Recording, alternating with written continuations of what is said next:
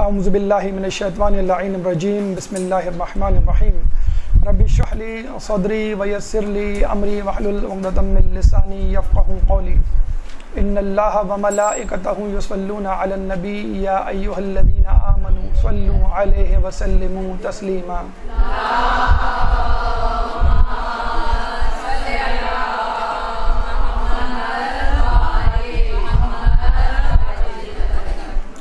بارش رحمت یا زحمت آج کا موضوع، اور اس سے بہتر موضوع میرے خیال میں نہیں ہو سکتا۔ ویسے بھی عید کے بعد دو ہی موسم ہوتے ہیں، بارش کا یا شادی کا۔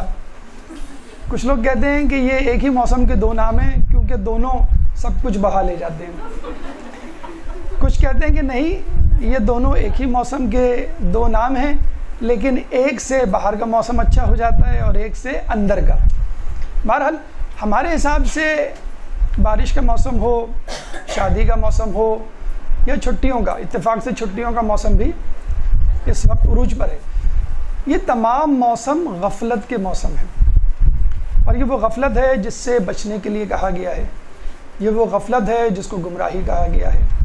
غفلت کے بارے میں امیر المومنین حضرت علی ابن ابی طالب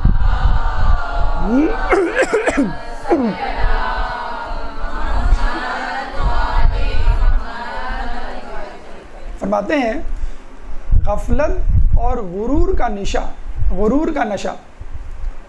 شراب کے نشے کی بنسبت تاخیر سے اترتا ہے۔ کتنی تاخیر سے اترتا ہے؟ جب تک غرور یا غفلت کے اسباب، منبع، سرچشمہ، وجوہات دور نہ ہو جائیں، اور بعض اوقات یہ وجوہات، یہ اسباب عمر بھر دور نہیں ہوتے، اور یہ غفلت، یہ غرور کب تک چلتا ہے؟ الہاکم التکاثر حتی زرتم المقابر، کہ ہلاکت میں ڈالا تم کو تکاثر نے۔ تکاثر باب تفاعل کا صیغہ ہے، ثلاثی مزید فی سے، اور یہ اس کام کے لیے استعمال ہوتا ہے جو دو افراد یا کئی افراد آپس میں کر رہے ہوں۔ تو تکاثر کا جب ترجمہ کیا مفسرین نے تو کہا باہمی مسابقت کثرت مال و اولاد، فقط تکاثر کا ترجمہ باہمی مسابقت کثرت مال و اولاد۔ اچھا، یہ سب کچھ پرنٹ آؤٹ کی صورت میں لکھا ہوا ہے، بالکل فکر کی ضرورت نہیں ہے، آپ صرف سنیں اور سوال جمع کریں۔ ابھی انشاءاللہ کلاس کے بعد آپ کو پرنٹ آؤٹ مل جائے گا، ٹھیک ہے؟ تو باہمی مسابقت کثرت مال و اولاد۔ اچھا، مال و اولاد کا اس میں تذکرہ نہیں ہے، لیکن ہم یا مفسرین ڈال دیتے ہیں، وہ اس لیے کہ مسابقت کثرت میں انہی دو چیزوں کے لیے ہوتی ہے۔ اور جب ہم مسابقت کی بات کریں، دیکھیں کثرت بہرحال پھر بھی اتنی خطرناک چیز نہیں ہے، دولت کی کثرت، اولاد کی کثرت اتنی خطرناک چیز نہیں ہے۔ جو مسابقت ہوتی ہے نا، کمپٹیشن، وہ بڑی خطرناک چیز ہوتا ہے۔ یعنی کمپٹیشن میں جو ہے وہ قارون اور پھر فرعون بن جاتا ہے۔ مطلب کمپٹیشن میں آدمی کہتا ہے بس میں سب سے آگے نکل جاؤں، وہ سب سے خطرناک چیز ہوتی ہے۔ مال میں کمپٹیشن، آپ دیکھ لیں، آپ کا گریڈ اچھا ہو گیا، آپ کی سواری اچھی ہو گئی، آپ نے نیا موبائل لے لیا، آپ نے گھر اچھی جگہ لے لیا، لیکن جب آپ گھر اچھی جگہ لیتے ہیں تو سامنے ایک اور گھر آپ سے خوبصورت موجود ہوتا ہے، آپ کہتے ہیں نہیں مجھے ایسا گھر چاہیے۔ آپ موبائل لیتے ہیں، اسکول کالج مدرسے آتے ہیں تو یہاں پہ ایک اور موبائل اچھا ماڈل مل جاتا ہے، تو آپ کہتے ہیں نہیں مجھے ابھی اعلیٰ موبائل چاہیے۔ یہ کمپٹیشن جو ہے، طمع جسے کہتے ہیں، لالچ ایک الگ چیز، ایک طمع یہ ہوتی ہے کہ جو جس کے پاس ہے، فلاں آدمی کے پاس وہ چیز میرے پاس بھی ہو۔ آدمی اپنی چیز بھول جاتا ہے، اپنا موبائل، اپنی گاڑی، اپنے کپڑے، وہ کہتے ہیں نہیں اس کے پاس جو ہے وہ میرے پاس ہونی چاہیے۔ وہ بڑی خطرناک چیز ہے۔ تکاثر یہاں پہ انہیں معنی میں استعمال ہے، مال اور اولاد۔ خیر، اولاد میں سے کمپٹیشن کوئی نہیں کر رہا آج کل، تو ہی بچے اچھے والی کیفیت ہے، لیکن اولاد کی کیفیات، خواص، ان کا اسٹیٹس، ان کی ترقی، اس میں کمپٹیشن ہو رہا ہے کہ میرا بچہ جو ہے وہ کون سے اسکول میں جا رہا ہے، تمہارا بچہ کون سے اسکول میں جا رہا ہے، میرے بچے نے کیا کپڑے پہنے، تمہارے بچے نے کیا کپڑے پہنے، یا فلاں کے بچے کو موبائل دلا دیا گیا، میرے بچے کو جو ہے موبائل نہیں دلایا گیا۔ تو وہ چھوٹے چھوٹے بچوں میں موبائل کی اور ٹیبلٹس کی اور کمپیوٹر کی کمپٹیشن، ایک عجیب کمپٹیشن شروع ہو گیا۔ اور ایج گروپ جو ٹیبلٹ کا ہو گیا ہے، ٹیبلٹ سیرپ والا ٹیبلٹ نہیں، کمپیوٹر والا ٹیبلٹ، وہ اب 3-4 سال تک پہنچ گیا نیچے آ کے۔ اسکوینٹ، آپ کو میں نے بتایا تھا، بیماری، بھینگا پن بہت عام ہو رہا ہے بچوں کی اس کمپٹیشن کی وجہ سے۔ تو مال و اولاد کی کثرت نے انسان کو کہاں پہنچا دیا؟ قبر تک پہنچا دیا۔ اور قبر تک پہنچنے کا مطلب ہے معاشر تک پہنچ گئے آپ. یہ جو پردہ آپ نے اپنے اوپر غفلت کا ڈالا ہوا ہے یا مصروفیات کا ڈالا ہوا ہے, مشغولیات کا ڈالا ہوا ہے یا سیر و تفریح کا ڈالا ہوا ہے, یہ پردہ کب اٹھے گا؟ روز محشر میں. کون اٹھائے گا؟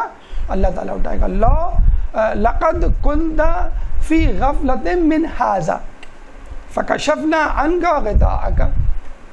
لقد كنت تم بے شک فی غفلت میں دے من ھذا کس سے؟ جنت سے, دوزخ سے, پل صراط سے, اس مواخذے سے, اس اعمال نامے کے کھولے جانے سے. یہ جو سب کچھ تمہارے سامنے ہے روز محشر میں اللہ یہ کہے گا. اور پھر اللہ کیا کہتا ہے؟ فَكَشَفْنَا عَنْكَ غِطَاءَكَ, پس ہم نے ہٹا دیے تمہارے اوپر سے پردے. تو اس وقت دیر بہت ہو چکی ہوگی. اور غفلت چیز ایسی ہے کہ انسان کو مرنے تک احساس نہیں ہونے دیتی کہ میں غفلت میں مبتلا ہوں.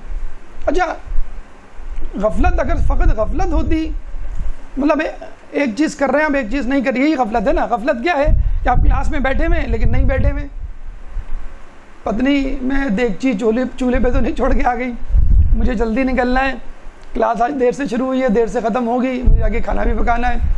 یا بچے کلاس میں بیٹھے ہوئے ہیں کرکٹ کے بارے میں سوچ رہے ہیں, یا آفس میں لوگ بیٹھے ہوئے ہیں اور سیاست کی باتیں, یہ بھی غفلت ہے, ان اٹینٹو ہونا. ورنہ جو ہے نماز پڑھنا کیا بری چیز ہے؟ بری چیز نہیں ہے, لیکن ایسی نماز جس میں غفلت ہو.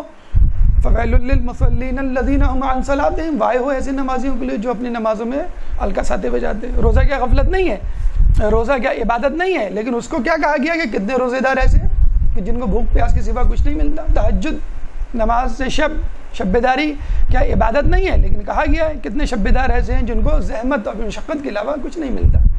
تو غفلت فقط یہ چیز ہوتی کہ آپ ایک جگہ سے ایبسنٹ ہیں, غیر حاضر ہیں, فزیکلی یا مینٹلی, تو بات پھر بھی قابل علاج یا قابل دسترس یا قابل مواخذہ, یا جس پہ ہم قابو پانے کی کوشش بڑے آرام سے کر سکتے تھے, گھبراتے نہیں. لیکن سب سے زیادہ پریشان کن جو صورتحال ہے وہ یہ ہے کہ غفلت گمراہی ہے.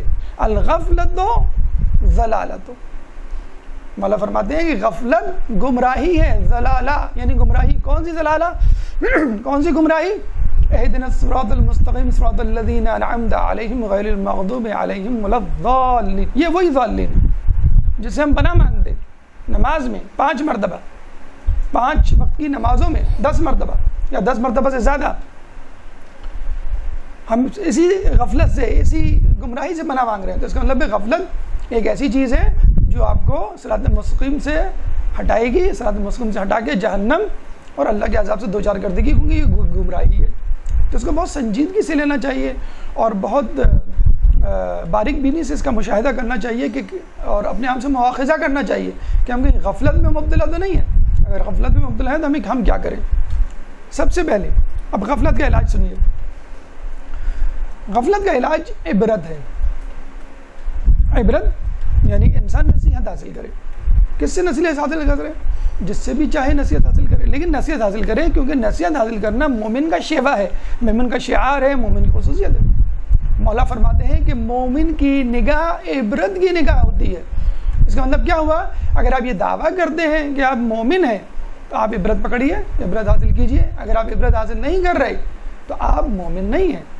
مومن ہونے کا ثبوت دیجیے اگر آپ مومن ہونے کا دعویٰ کر رہے ہیں.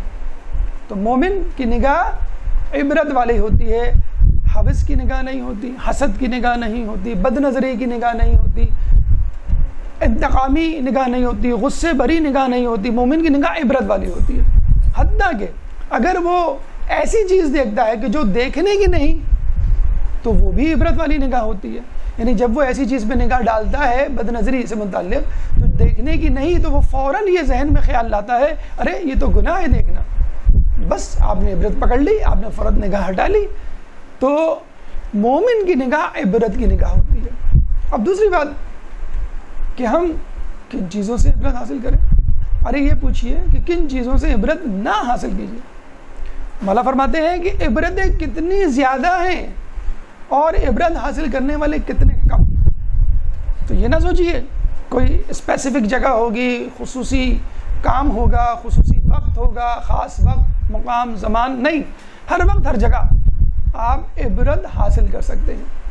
آپ صبح اٹھتے ہیں, آنکھ کھولتے ہیں, یہ نعمت ہے جو اللہ نے دی. آپ مردہ ہو چکے تھے، اللہ نے آپ کو زندہ کیا. کتنی ہی بیماریاں جو پہلے بہت ریئر تھیں، شاذ تھیں، اب عام ہو چکی ہیں. Paralytic attacks, hypertension, diabetes, cancer, اب ہر خاندان، ہر گلی میں ان کے مریض مل جاتے ہیں. تو شکر ادا کیجئے کہ اللہ نے آپ کو صحیح سالم اٹھا دیا. پھر آپ اٹھتے ہیں، کچن میں جاتے ہیں، کھانا پکاتے ہیں، شکر ادا کیجئے کہ آپ کے گھر میں کھانا ہے. لوگوں کے گھر میں تو کھانا ہی نہیں ہے. جب آپ آنکھ کھولتے ہیں تو چھت کو دیکھتے ہیں. یہ خیال کیجئے کتنے گھر ایسے ہیں، کتنے لوگ ایسے ہیں جن کے سروں پہ چھت ہی نہیں ہے. جب اٹھتے ہیں تو وہ فٹ پاتھ پہ ہوتے ہیں. تو یہ عبرت ہے، عبرت حاصل کیجئے اس سے. گھر سے نکلتے ہیں کہاں؟ آفس جانے کے لیے، روزگار کے لیے. شکر ادا کیجئے اللہ نے آپ کو روزگار دیا ہے. کتنے لوگ ہیں جو بے روزگار ہیں. بچے آپ کے اسکول جا رہے ہیں، اللہ نے آپ کو بچے دیے، اللہ نے آپ کو ان کی تعلیم کے لیے توفیق دی. یہ سب عبرتیں ہیں، کوئی خاص واقعہ حادثہ نہیں. ہر چیز عبرت ہے. نعمت عبرت ہے، اور زحمت و مشقت، نقصان، یہ بھی عبرت ہے. اگر فرض کر لیجئے آپ یہ روٹین روزمرہ کے معاملات سے عبرت حاصل کرتے کرتے تھک گئے، یا آپ کہہ چکے نہیں بھائی تھوڑا سا چینج آنا چاہیے، تو حادثات و واقعات مولا فرماتے ہیں کہ زندگی کے نشیب و فراز میں عبرتیں ہیں. اچھا، اس کا مطلب یہ نہیں ہوتا حادثہ موت نہیں. کوئی ٹرننگ پوائنٹ، نشیب و فراز کا مطلب یہی ہے، ٹرننگ پوائنٹ. بارش ہو گئی، یہ ٹرننگ پوائنٹ آ گیا نا. نہیں ہو رہی تھی، حبس تھا. کراچی میں سب سے زیادہ جو ہے عید پہ گرمی پڑی. کینیڈا امریکہ والوں کو بھی پتہ چل گیا کہ عید پر کراچی میں سب سے زیادہ گرمی. فَإِنَّ مَعَ الْعُسْرِ يُسْرًا، إِنَّ مَعَ الْعُسْرِ يُسْرًا. آسانی، تنگی کے بعد آسانی ہے، اور بے شک تنگی کے بعد آسانی. پھر دیکھا ہم نے 14 دن پر اللہ نے جو ہے وہ بارش بھی بھیج دی. تو نشیب و فراز، نشیب و فراز کا مطلب حادثہ نہیں ہے. نشیب و فراز ٹرننگ پوائنٹ، کوئی چینج آ جائے آپ کو. سنڈے آتا ہے ہم بڑے خوش ہوتے ہیں، بھائی سنڈے آ گیا، جو ہے اب میں نماز شب، نماز فجر، سب کی چھٹی، ناشتے کی بھی چھٹی، سب کی چھٹی، حلوہ پوری آئے گی، اور پھر ڈٹ کے کھائیں گے، اور پھر یہ چادر توان کے دوبارہ سو جائیں گے. یہ ٹرننگ پوائنٹ ہے، یہ چینج ہے. اس سے عبرت حاصل کیجئے کہ مجھے کیا کرنا چاہیے، مجھے کن کاموں میں مشغول ہونا چاہیے، کن کاموں میں مشغول نہیں ہونا چاہیے. عید آئی، ایک ٹرننگ پوائنٹ. رمضان سے ایک دم سے کھانے پینے کا موسم، ہلے گلے کا موسم، باہر نکلنے کا، گھومنے پھرنے کا موسم. عبرت حاصل کیجئے. کیا یہ حقیقی عید ہے جو میں نے گزاری؟ حقیقی عید کیا ہے کہ جس میں آپ کوئی گناہ نہ کریں. پھر ٹرننگ پوائنٹ بارش ہوگا. پھر ٹرننگ پوائنٹ شادیوں کا موسم، کہ یہ جو تقریبات ہو رہی ہیں اس میں اسراف تو نہیں ہو رہا، اس میں ریاکاری تو نہیں ہو رہی، اس میں غیبت تو نہیں ہو رہی. تو یہ عبرتیں حاصل کرنے کا مقام ہے. اور ضروری نہیں کہ واقعہ حادثہ آپ کے ساتھ ہو، دوسرے کے ساتھ ہو سکتا ہے. بلکہ یہ زیادہ بہتر ہے آپ کے لیے کہ حادثہ یا نقصان آپ کو نہیں ہوا. اگر آپ حادثے کا شکار ہو جاتے ہیں تو کیا قبر میں جا کے عبرت پکڑتے؟ آپ تو حادثے میں ضائع ہو چکے ہوتے. بڑے مزے سے ہم میسیجز ڈسکشن کر لیتے ہیں، لیکن عبرت نہیں حاصل کرتے. نت نئے انداز، نت نئے سدباب، نت نئی سازشوں کا انکشاف کرتے پھرتے ہیں. ایسا ہوا تھا، اس لیے ایسا ہوا، فلاں وجہ تھی. لیکن خود عبرت نہیں پکڑتے کہ اگر میں اس جگہ ہوتا یا ہوتی تو میرے ساتھ کیا ہوتا، یا ہونا چاہیے تھا، نہیں ہونا چاہیے تھا. ابھی حالیہ دنوں میں جو 2 واقعات ہوئے ہیں، ایک جو ہے بھاولپور کا اور ایک بارہ چنار کا، عبرت کا مقام ہے. عبرتوں سے بھرے واقعات ہیں. ایک جگہ ماہ رمضان میں تیل چوری کرتے ہوئے ایک شخص دنیا سے چلا جائے، اور ایک جگہ ماہ رمضان میں قدس کی ریلی میں دوسرے مظلوموں کی حمایت میں نعرے لگاتے ہوئے انسان شہید ہو جائے. تو اب آپ انتخاب کیجئے کس گروہ میں آپ شامل ہیں، کس گروہ میں شامل ہونا چاہیے. آپ بڑے دھڑلے سے کہہ دیتے ہیں کہ فلاں یہ کام کرتے ہوئے دنیا سے چلا گیا. کیا آپ گناہ کرتے ہوئے سوچتے ہیں، ٹی وی دیکھتے ہوئے، کوئی پروگرام دیکھتے ہوئے، کہ میں پروگرام دیکھ رہا ہوں یا دیکھ رہی ہوں، کہیں اگر ہارٹ بیٹ میری بند ہو گئی اس وقت لوگ کیا کہیں گے کہ کیا کرتے ہوئے دنیا سے رخصت ہو گیا؟ میں جھوٹ بولتے ہوئے، غیبت کرتے ہوئے دنیا سے رخصت. کوئی شکوہ شکایت خدا سے متعلق آ گیا، مجھے یہ نہیں دیا، مجھے وہ نہیں دیا اللہ نے، اور اس وقت آنکھ بند ہو گئی، تو کتنی بری موت ہوگی. یہ بھی گناہ سے گزرتے ہوئے موت ہے، گناہ کرتے ہوئے ایک موت ہے. تو زندگی میں نشیب و فراز سے عبرت حاصل کیجئے. زندگی میں جو ہے وہ عام روزمرہ کے معاملات سے عبرت حاصل کیجئے. سب سے خوبصورت بات یا سب سے بڑا صلہ یہ اللہ تعالیٰ جب کسی چیز کا حکم دیتا ہے تو وہ بغیر صلے کے نہیں ہوتا.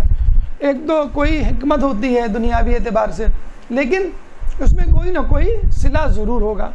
جو شخص عبرت حاصل کرتا ہے اس کا درجہ، اس کا مرتبہ اور اس کا اجر کیا ہے. سنیے، والا فرماتے ہیں کہ اللہ تعالیٰ جب کسی کو پسند کر لیتا ہے تو اس کو عبرتوں کے ذریعے نصیحت کرتا ہے. کتنی خوبصورت بات ہے. آپ کو کتاب نہیں کھولنی پڑی, آپ کو درس نہیں سننا پڑا, آپ کو جو ہے وہ ویب سائٹ پہ لاگ آن نہیں ہونا پڑا, آپ کو کوئی بات سمجھنی نہیں پڑی, بس واقعہ دیکھا, سنا اور عبرت پکڑ لی. عبرتوں کے ذریعے اللہ نصیحت کرے گا ایسے لوگوں کو, اور یہ لوگ اللہ کے نزدیک پسندیدہ لوگ. ہمیں بڑا شوق ہے اپنے آپ کو پسندیدہ کہلوانے کا, فیوریٹ کہلانے کا. ایک پوسٹ فیس بک پہ دیتے ہیں آپ اور اس پہ لائک آ جاتا ہے, بڑے خوش رہتے ہیں, دیکھو لوگوں نے لائک کیا میری ایک پوسٹ کو, میری اس فوٹوگراف کو, یا واٹس ایپ پہ آپ نے کچھ دیا اس پہ فوراً کمنٹس آ گئے, کتنے خوش ہو جاتے ہیں آپ. تو یہاں پر اللہ تعالیٰ یہ کہہ رہا ہے کہ اگر تم میرے پسندیدہ بندے بننا چاہتے ہو تو عبرت پکڑو, اور اگر جو شخص عبرت پکڑے گا وہ میرا پسندیدہ بندہ ہوگا. تو آج ہی اپنی زندگی کے فیس بک پر عبرت کی پوسٹ بھیجیے اور لاکھوں نہیں کروڑوں لوگوں کو اپنا فرینڈ بنائیے, فرینڈ سرکل میں شامل کیجیے. اللہ آپ کا دوست بنے گا تو اللہ کے ساتھ 1,24,00,000 انبیاء بھی آپ کے دوست بن جائیں گے.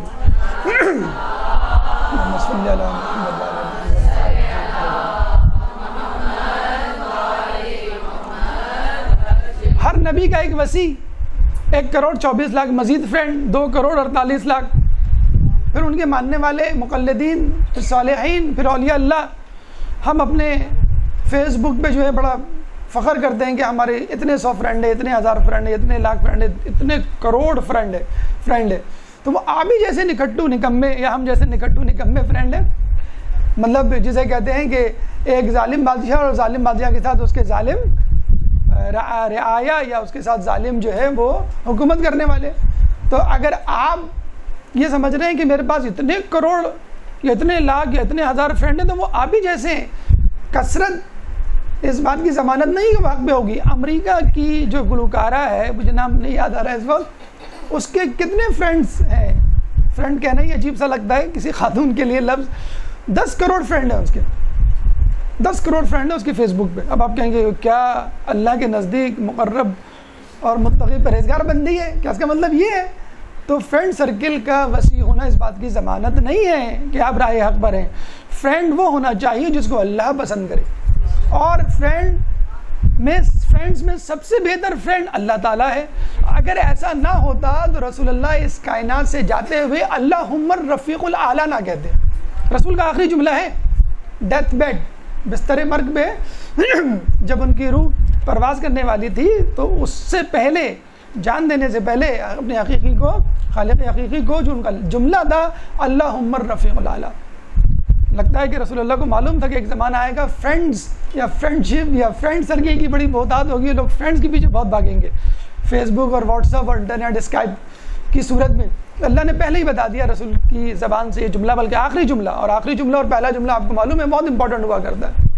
تو آخری جملہ رسول اللہ کا پہلا جملہ کیا ہوا کرتا تھا؟ قولوا لا الہ الا اللہ تفلحوا, کہو کہ اللہ ایک ہے بس فلاح پاؤ گے. اور اسی اللہ کے بارے میں کہا اللہم الرفیق الاعلیٰ, جس کی تم وحدانیت کی گواہی دو گے بس وہی سب سے بہتر فرینڈ ہے. تو اللہ تعالیٰ ہمیں عبرت پکڑنے کی توفیق عطا فرمائے, اللہ تعالیٰ ہمیں غفلت سے نکالے, اور اللہ تعالیٰ ہمیں اپنے آپ کو اپنا فرینڈ بنانے کی توفیق عطا فرمائے. درود پڑھ دیں محمد والے.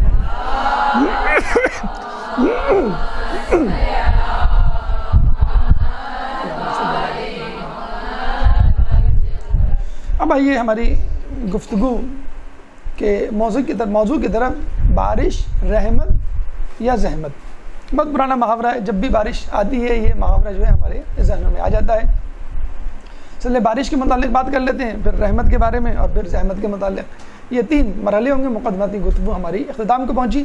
بارش کیا ہے, بارش کی تعریف کیا ہے, بارش ہوتی کیا ہے, یوں سمجھ لیجیے. یا بارش کی وجہ کیا ہے, یوں سمجھ لیجیے کہ سورج جب اپنی حرارت سمندر پہ ڈالتا ہے تو وہ پانی بھاپ بن کے آسمان کی طرف چلا جاتا ہے, بادلوں میں تبدیل ہو جاتا ہے, پھر ہوائیں اس کو لے کے گھومتی ہیں, اور پھر پانی کہیں برستا ہے, اور پھر زمین پہ پڑتا ہے, پھر ندی نالوں کی صورت میں واپس سمندر میں آ جاتا ہے. پوچھنے والے پوچھتے ہیں کہ بھائی سمندر میں پانی کو واپس آنا ہی تھا تو اللہ نے اتنی بڑی زحمت مشقت سے کیوں گزارا؟ تو ہم ان سے سوال کریں گے آپ آفس جاتے ہیں؟ جی. واپس آ جاتے ہیں؟ ہاں. جاتے کیوں ہیں؟ بچہ آپ کا اسکول جاتا ہے؟ جی جاتا ہے. آ جاتا ہے واپس؟ ہاں. ہاں کیوں نہیں آئے گا؟ تو جب آپ نے بھیجا کیوں اسکول؟ تو آپ کیا کہیں گے؟ بھائی بچہ اسکول جاتا ہے یا میرا شوہر آفس جاتا ہے تو وہ کچھ لے کر آتا ہے. تو بس اللہ تعالیٰ جب پانی کو بھیجتا ہے تو وہ لے کے تو کچھ نہیں آتا، دے کر آتا ہے. اللہ کی ذات ہی ایسی ہے، دینے والی، لینے والی نہیں. اللہم صلی علی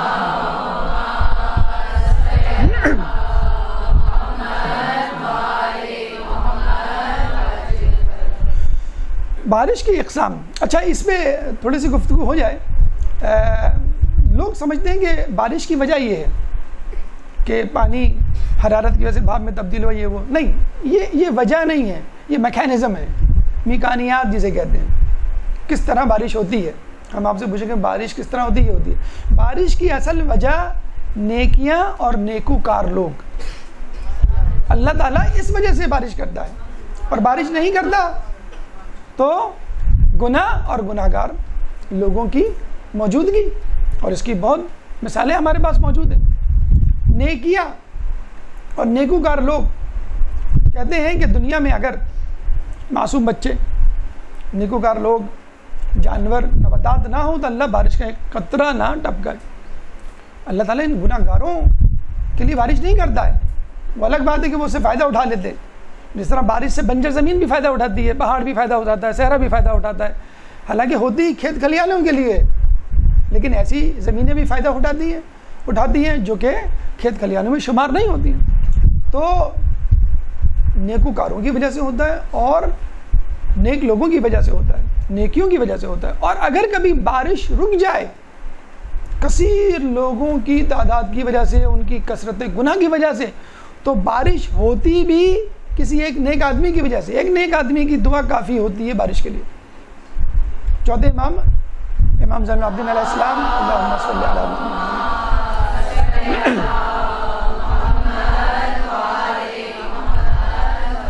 کے زمانے میں بارش نہیں ہوئی. لوگ جمع ہوئے مدینے سے باہر، نماز استسقاء پڑھی گئی جو نماز بارش کے لیے ہوتی ہے، دعا مانگی گئی اور دعا قبول ہی نہیں ہو رہی. لوگ بڑے پریشان ہوئے. ایسے میں ایک شخص نے جس کا نام سعید تھا، اس نے دیکھا کہ میں نے ایک سیاہ فام کو مجمع سے نکلتے ہوئے دیکھا اور پھر اس کو پہاڑی کی طرف جاتے ہوئے دیکھا اور پہاڑی کے پیچھے جا کر دعا کرتے ہوئے دیکھا کہ جیسے وہ اللہ سے بارش کی دعا کر رہا ہوں. ابھی اس نے ہاتھ اٹھائی ہی دے اللہ نے بارش کر دی، کیونکہ اب تک جو لوگ کر رہے تھے اس میں گناہ گار بھی شامل تھے. اب اس شخص نے اپنے طور پہ الگ سے دعا کی، اللہ نے بارش کر دی. سعید کہتا ہے کہ میں سیاہ فام غلام کے پیچھے گیا کہ یہ کون ہے، اتنا مقرب بندہ، اور لوگ تو جانتے نہیں ہیں. اور جا کے بھی اس نے چھپ کے دعا کی. یہ نہیں کہا کہ لوگوں ابھی تم لوگ بیٹھ جاؤ یا تم لوگ ہٹ جاؤ، مجھے اکیلے کرنے دو. خاموشی سے گیا پیچھے سے، اور جیسی بارش ہوئی فوراً بھاگ گیا.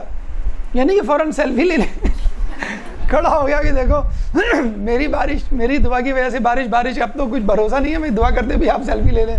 طواف کرتے ہوئے تو لوگ لے رہے ہیں. بہرحال مردے کے ساتھ سیلفی ہو رہی ہے، مریض کے ساتھ سیلفی ہو رہی ہے، ہر شخص کے ساتھ. تو وہ سیاہ فام وہاں سے بھاگا، سعید اس کے پیچھے. اچھا سیاہ فام کو جب پتہ چلا کہ میرے پیچھے کوئی آ رہا تو وہ اور تیز بھاگنے لگا. کیوں؟ کہ یہ شخص جو ہے میرا بھانڈا نہ پھوڑ دے، کہ اس کی وجہ سے بارش ہوئی ہے اور مجھے کندھے پہ اٹھا لے اور لوگوں کے سامنے میرے نعرے وغیرہ. تو وہ چلتا چلا گیا سیاہ فام، اور سعید اس کے پیچھے. کہتے ہیں مدینے کی گلیوں میں ایک گلی سے دوسری گلی، تیسری گلی، پھر ایک مکان کے آگے رک گیا. دروازے پہ دستک دی، پتہ چلا وہ چوتھے امام کا مکان تھا، اور وہ شخص، وہ سیاہ فام چوتھے امام کا غلام تھا. جب غلام ایسا تھا، اللہم صلی علی محمد،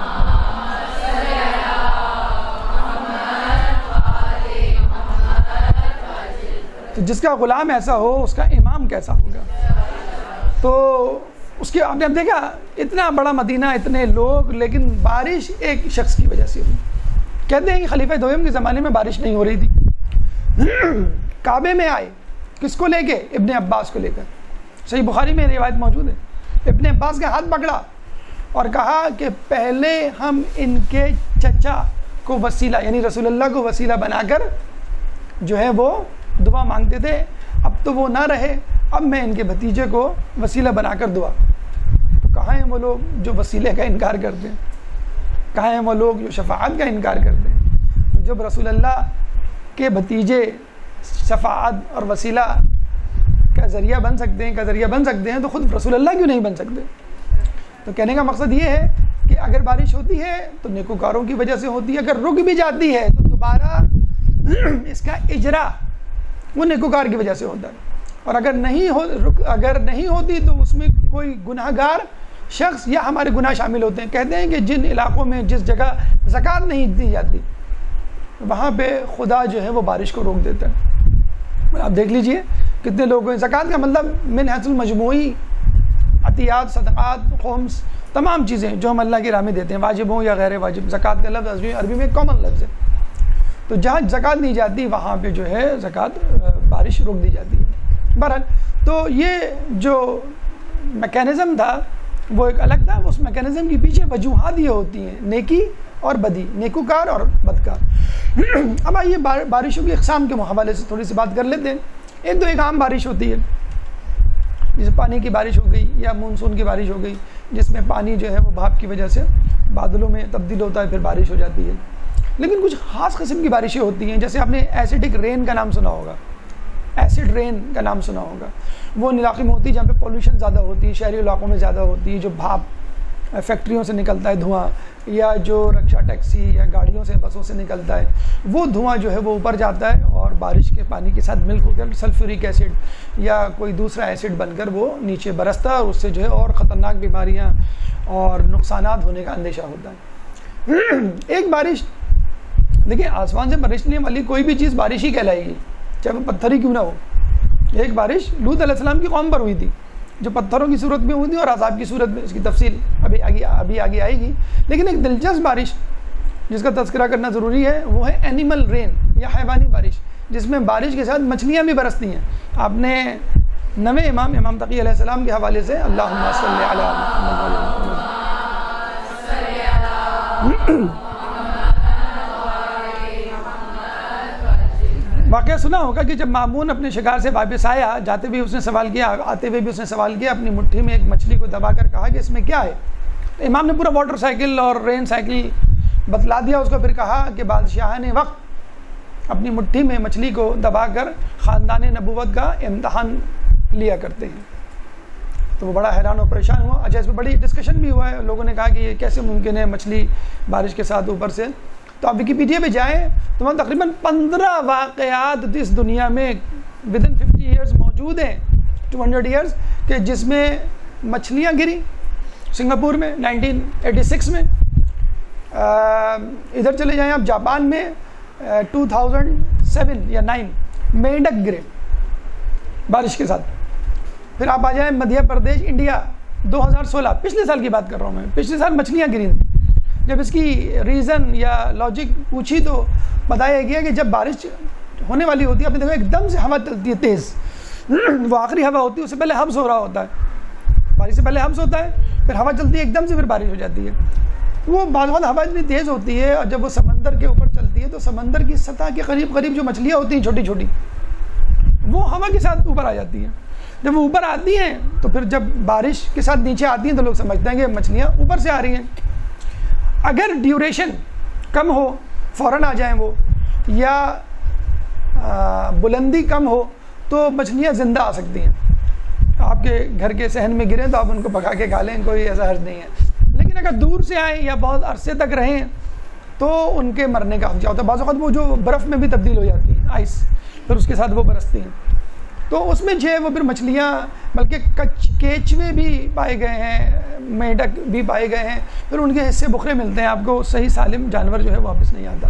بہرحال یہ اور اقسام بھی ہے، لیکن یہاں پہ جو سب سے بڑا مسئلہ ہے جس مسئلے کو ہم حل کرنے بیٹھے ہیں، اور وہ ہے بارش رحمت یا زحمت۔ لیکن اگر ہم ہلکا پھلکا سا جواب دیں، لائٹ موڈ میں جواب دیں، تو اس کا جواب یہ ہوگا، جواب نمبر 1، کہ بارش کسی کے لیے زحمت ہے اور کسی کے لیے رحمت ہے۔ گاڑی میں ونڈو اسکرین چڑھا کے اے سی آن کر کے آپ نکل جائیں ڈیفنس کلفٹن کے گلیوں میں یا سی ویو پہ، تو وہ آپ کے لیے رحمت ہوگی۔ اور آپ رات میں سو رہے ہو، ایک دم سے چھت ٹپک جائے، منہ پہ چہرے پہ پانی گرے، تو آپ کے لیے زحمت ہے۔ تو بارش کسی کے لیے رحمت ہوتی ہے، کسی کے لیے زحمت ہوتی ہے۔ موسیٰ علیہ السلام نے ایک دفعہ خدا تعالیٰ سے دعا کی کہ اللہ تو لوگوں کی دعا کیوں نہیں قبول کر لیتا؟ سارا مسئلہ ہی ختم ہو جائے، سارا مسئلہ ہی ختم ہو جائے، لوگ سارے تجھ سے خوش ہوں گے، جب خوش ہوں گے تو اس سے قریب آ جائیں گے۔ تو اللہ نے کہا ٹھیک ہے تم آج دعا کرو، جو بھی شخص آئے تمہارے پاس اس کے لیے تم دعا کرو، میں قبول کروں گا۔ تو کسان آیا، کسان نکل گیا، موسیٰ علیہ السلام کافی عرصے سے بارش نہیں ہوئی ہے، اب اللہ سے دعا کریں گے بارش ہو جائے۔ موسیٰ علیہ السلام نے اس کے لیے فوراً دعا کی کہ بارش ہو جائے۔ اب یہ گیا تھا کہ دوسرا شخص آیا، کہنے لگا میں کمہار ہوں، کافی عرصے سے بے روزگار ہوں، میں نے کافی سارے برتن بنائے اور دھوپ میں سکھانے کے لیے رکھے ہیں۔ کمہار جو مٹی کے برتن آپ نے دیکھے ہوں گے، پیالے ہوتے ہیں، مٹکے ہوتے ہیں، آج کل تو مٹکے نہیں ہوتے، کولر ہوتے ہیں، سراہی ہوتی ہے اور پلیٹیں وغیرہ جو بھی، میں نے وہ بنائے ہیں برتن ظروف، اور ان کو دھوپ میں رکھا ہے۔ آپ دعا کریں کہ بارش نہ ہو، اگر بارش ہو گئی تو میرے سارے مٹی کے برتن بہہ جائیں گے، ٹوٹ جائیں گے۔ اب وہ ہاتھ اٹھا ہی رہے تھے کہ پریشان ہو گئے کہ اگر میں تیرے لیے دعا کروں گا تو کسان کا کیا ہوگا، اور کسان کے لیے دعا کروں گا تو تیرا کیا ہوگا۔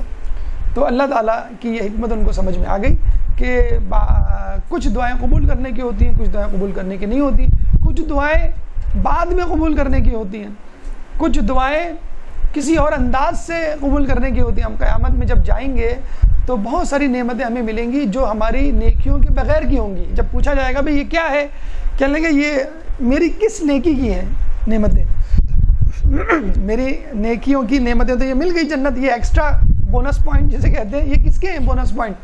کہنے لگے یہ وہ دعائیں ہیں تمہاری جو دنیا میں قبول نہیں ہوئی۔ تو کہتے ہیں کہ انسان اتنا افسوس کرے گا کہ کاش میری کوئی دعا قبول نہیں ہوتی۔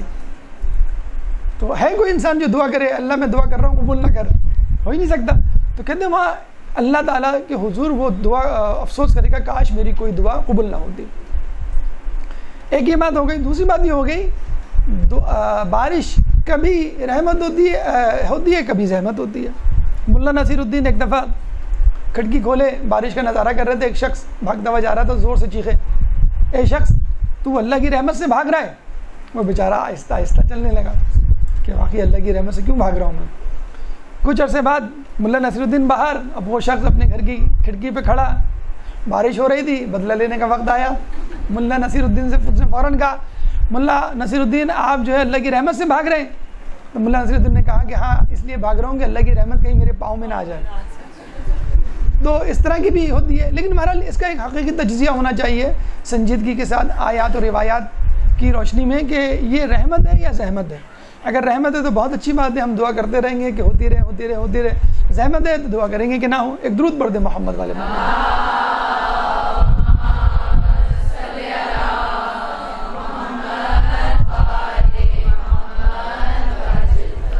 دیکھیں بارش کیا ہے؟ بلندی سے برسنے والا پانی۔ اگر پانی نہ ہو تو جو کچھ بھی برسے گا وہ فضول ہے، ہمیں تو پانی چاہیے بھائی۔ اب پانی کی اہمیت کو سن لیجئے، سورہ انبیاء آیت نمبر 30 وَمِنَ الْمَاءِ وَجَعَلْنَا مِنَ الْمَاءِ كُلَّ شَيْءٍ وَجَعَلْنَا مِنَ الْمَاءِ كُلَّ شَيْءٍ، اور ہم نے ہر چیز کو پانی سے خلق کیا۔ بس ساری بات ختم ہو گئی، مزید ڈسکشن کی گنجائش ہی نہیں ہے کہ جب اللہ تعالیٰ نے ہر چیز کو پانی سے پیدا کیا تو ہمارا وجود پانی کا، نباتات کا وجود پانی کا، حیوانات کا وجود پانی کا، جمادات کا وجود، ہر چیز۔ اور سائنسدان اس میں بالکل متفق ہیں 100%، they are on the same page with the God. عموماً ڈفرینٹ پیج پہ ہوتے ہیں، تو یہ کہتے ہیں کہ یہ بات صحیح ہے کہ دنیا میں پانی کی وجہ سے حیات اور زندگی ہے۔ جب بھی وہ اگر مریخ میں پانی ڈھونڈ رہے ہیں تو وہ اسی وجہ سے ڈھونڈ رہے ہیں، پانی میں پانی ڈھونڈ رہے ہیں چاند پہ تو وہ اسی وجہ سے ڈھونڈ رہے ہیں۔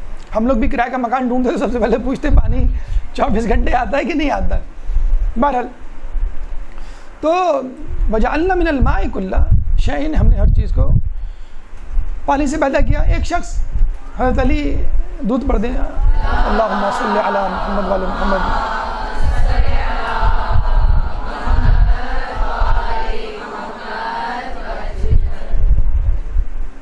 بہرحال تو مولا کے پاس آیا اور کہنے لگا کہ مولا پانی میں کس چیز کا مزہ ہے؟ اچھا آپ نے پڑھا بھی ہوگا پانی ٹیسٹ لیس ہوتا ہے، پانی میں مزہ نہیں ہوتا ہے، اور یہ بہت مشہور بات ہے، بہت ازل سے بڑا مشہور، بلکہ ہم وہ نجاست طہارت میں پڑھتے بھی رنگ بو ذائقہ، تو ذائقہ آ گیا اس کے اندر۔ پانی میں کس چیز کا مزہ ہے؟ اچھا پانی بے ذائقہ ہوتا ہے، ٹیسٹ لیس ہوتا ہے۔ تو پہلے تو مولا نے پوچھا تو نے سوال الجھنے کے لیے پوچھا ہے کہ سلجھنے کے لیے پوچھا ہے؟ اور ظاہر بات ہے اس نے جو ہے الجھنے کے لیے پوچھا یا بائی دا وے پوچھ لیا، یا ایک انسائکلوپیڈیا کھڑا ہوا ہے کائنات کا، چلو کچھ نہ کچھ پوچھوں، جو منہ میں آئے جو ذہن میں آئے کچھ تو جواب ملے۔ اب آپ دیکھیں دیکھا جائے سوال فضول تھا، یہ ہمارے ائمہ کی عظمت و جلالت ہے کہ وہ فضول سوال کو بھی بہترین سوال میں تبدیل کر دیتے ہیں۔ فضول سوال ہے پانی میں مزہ ہوتا نہیں تو پوچھ کیوں رہے ہو؟ مولانا نے کیا جواب دیا؟ پانی میں حیات کا مزہ، جہاں پانی ہوگا وہاں حیات ہوگی، پانی میں حیات کا مزہ ہے۔ مجھے بتلائیے کون سی ایسی چیز ہے یا کون سا ایسا دن ہے، وہ کون سا ایسا کام ہے جس میں پانی نہ استعمال ہوتا ہو؟ گاڑی کس سے چلتی ہے؟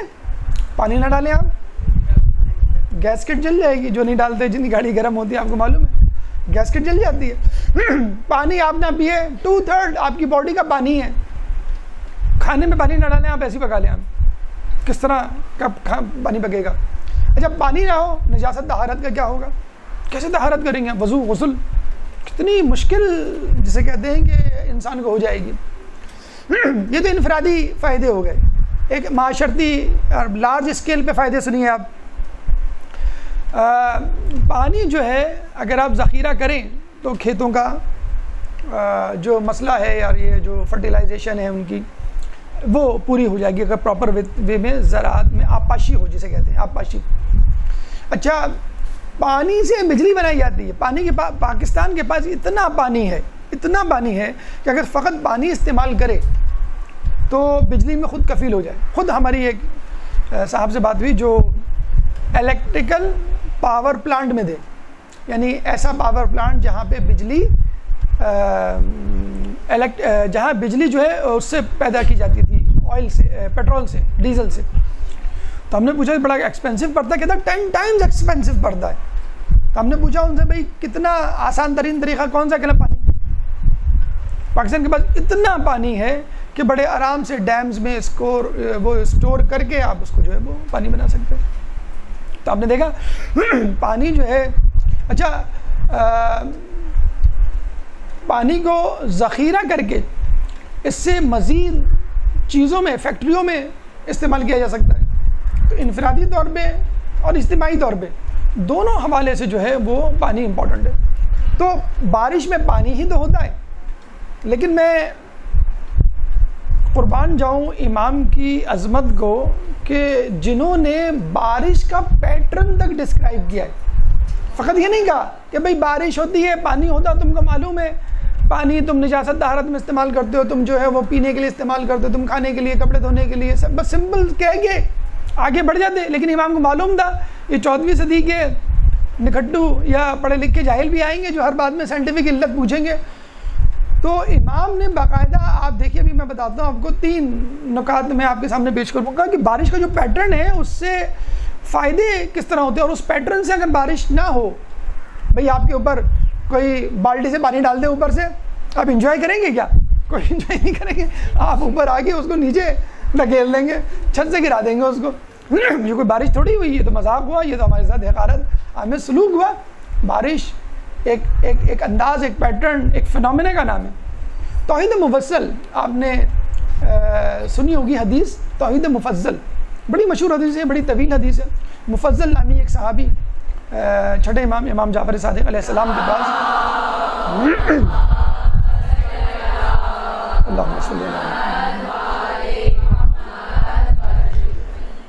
مسجد نبی میں بیٹھے ہوئے تھے، دیکھا 2 ملحد آپس میں بات کر رہے ہیں، ایتھیسٹ، خدا نہیں ہے، خدا نہیں ہو سکتا، یہ سب فضول بات ہے، یہ مذہب جو ہے ایسا ہے ویسا ہے۔ لیکن اس زمانے میں بھی ایتھیسٹ ہوا کرتے تھے۔ ہم تو ابھی رو رہے ہیں کہ 14ویں صدی میں جو ہے وہ ایتھیسٹ ہیں، ملحد ہیں، کیونکہ زمانہ ترقی کر گیا۔ نہیں، یہ شرارتی لوگ، شیطانی لوگ، کافر لوگ ہی اس زمانے میں بھی، ہر قسم کے لوگ ہر جگہ ملیں گے آپ کو۔ تو 2 ملحد مسجد نبوی میں بیٹھ کے آپ دیکھیں، یعنی کہ کہیں گلی کے نکڑ پہ، کہیں اور جا کے سگریٹ کی دکان پر یا کہ ڈبو کے کہیں اور جا کے تم اپنی خرافات بکو۔ مسجد نبوی میں کیوں؟ جو ایمان والے ہیں، جو نماز قائم کرنے والے ہیں، ان کو بہکانے کی غرض۔ شیطان کہاں آتا ہے؟ سیدھے راستے پہ، جو کہتا نا میں صراط مستقیم پہ بیٹھوں گا۔ اب مفضل جو تھے سامنے سے گزرے، بلکہ بیٹھ گئے تھوڑی سے فاصلے پر، سننے لگے، تو وہ حیران و پریشان رہ گئے کہ کیا فلسفہ ہے، کیا نکات ہیں، کیا دلائل ہیں۔ اب وہ ڈر بھی رہے کہ اگر میں جا کے کہوں گا تو یہ مجھ سے کہیں گے تم بتاؤ خدا کے ہونے کی دلیل، میں کیا جواب دوں گا؟ یہ تو پتلی کہاں کی باتیں لے کر آ گئے. تو وہ بیچارہ ڈر گیا. ان کے صحابی وہ گھر گئے، گھر سے ہونے کے بعد پھر جو ہے وہ امام کے پاس آئے. کہنے لگے 2 افراد اس طرح بات کر رہے تھے اور میں تو بہت ڈر گیا ہوں، بہت پریشان ہوں، میں چاہتا ہوں ان کو جواب دوں لیکن میرے پاس اتنا علم نہیں ہے. تو امام نے کہا تم فلاں وقت آنا، پھر میں تمہیں تفصیل سے اس کا جواب دوں گا. بہت تفصیل حدیث ہے، 3 کتابوں پر مشتمل اس کی تشریح سید محمد علی صاحب نے شائع کی ہے، اور پانی کے عنوان سے بھی انہوں نے کتاب شائع کی ہے جس میں یہ سب تفصیل توحید مفضل کی تشریحات کے ساتھ، سائنسی تشریحات کے ساتھ مل جائے گی. تو اس میں ایک ٹکڑا امام کی توحید مفضل میں، اصل میں توحید مفضل میں امام نے کائنات کے رازوں سے پردہ اٹھایا ہے، آسمانوں سے، زمینوں سے، سمندروں سے، صحراؤں سے، جانوروں سے، نباتات سے، انسان کی خلقت سے، ہر چیز سے پردہ اٹھایا. اور دیکھو یہ چیزیں بغیر کسی بنانے والے، بغیر کسی چلانے والے کے ہو سکتی ہے؟ نہیں ہو سکتی. میں ایک تحریر لکھتا ہوں، مجھے قلم چاہیے. میں ایک تصویر بناتا ہوں، مجھے برش چاہیے. تو پہاڑ کی تصویر بنانے والا کوئی ہے؟ آپ پہاڑ کی تصویر کسی کے سامنے رکھ دیں، بھائی یہ دیکھو کیا ہے، یہ پہاڑ کی تصویر کس نے بنائی؟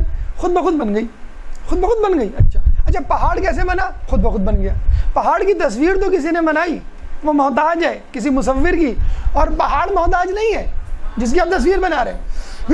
بہرحال پھر کائنات کے نظام کو چلانا یہ بھی بہت فن ہے، بہت بڑا فن ہے. دیکھیے انسان کی باڈی بہت بڑی بات نہیں ہے، انسان کی باڈی کو مینٹین کرنا، اس میں لائف حیات رکھنا. تو امام نے ایک ٹکڑا اس میں بارش سے متعلق بھی دیا. 3 نکات میں آپ کے سامنے پیش کرتا ہوں کہ امام نے بتلایا ہے کہ بارش کے جو پیٹرن ہے یا بارش جو ہوتی ہے یا جو طریقہ کار ہے اسے کیا فوائد ہوتے ہیں. نمبر 1، سب سے پہلے تو امام نے یہ کہا کہ دیکھو موسموں کے تغیر میں عالم کی بہتری ہے، اس دنیا کی بہتری ہے. موسم تبدیل نہ ہو تو مسئلہ ہو جائے. موسم کے تغیر میں، تبدیلی میں عالم کی بہتری ہے. اس سے آب و ہوا معتدل ہو جاتی ہے اور ایک موسم دوسرے موسم کی بیماریوں کا علاج ہے. کتنی اچھی بات کی. دیکھیں گرمیاں جب آتی ہیں آپ کو خوشی ہوتی ہے کہ گرمیاں آ گئی، سردیاں ختم ہو گئی. سردیاں ہوتی ہیں ہم کتنا کوس رہے ہوتے ہیں سردیوں کو، کب جائیں گی. گرمی آتی ہیں بڑے خوش ہوتے ہیں.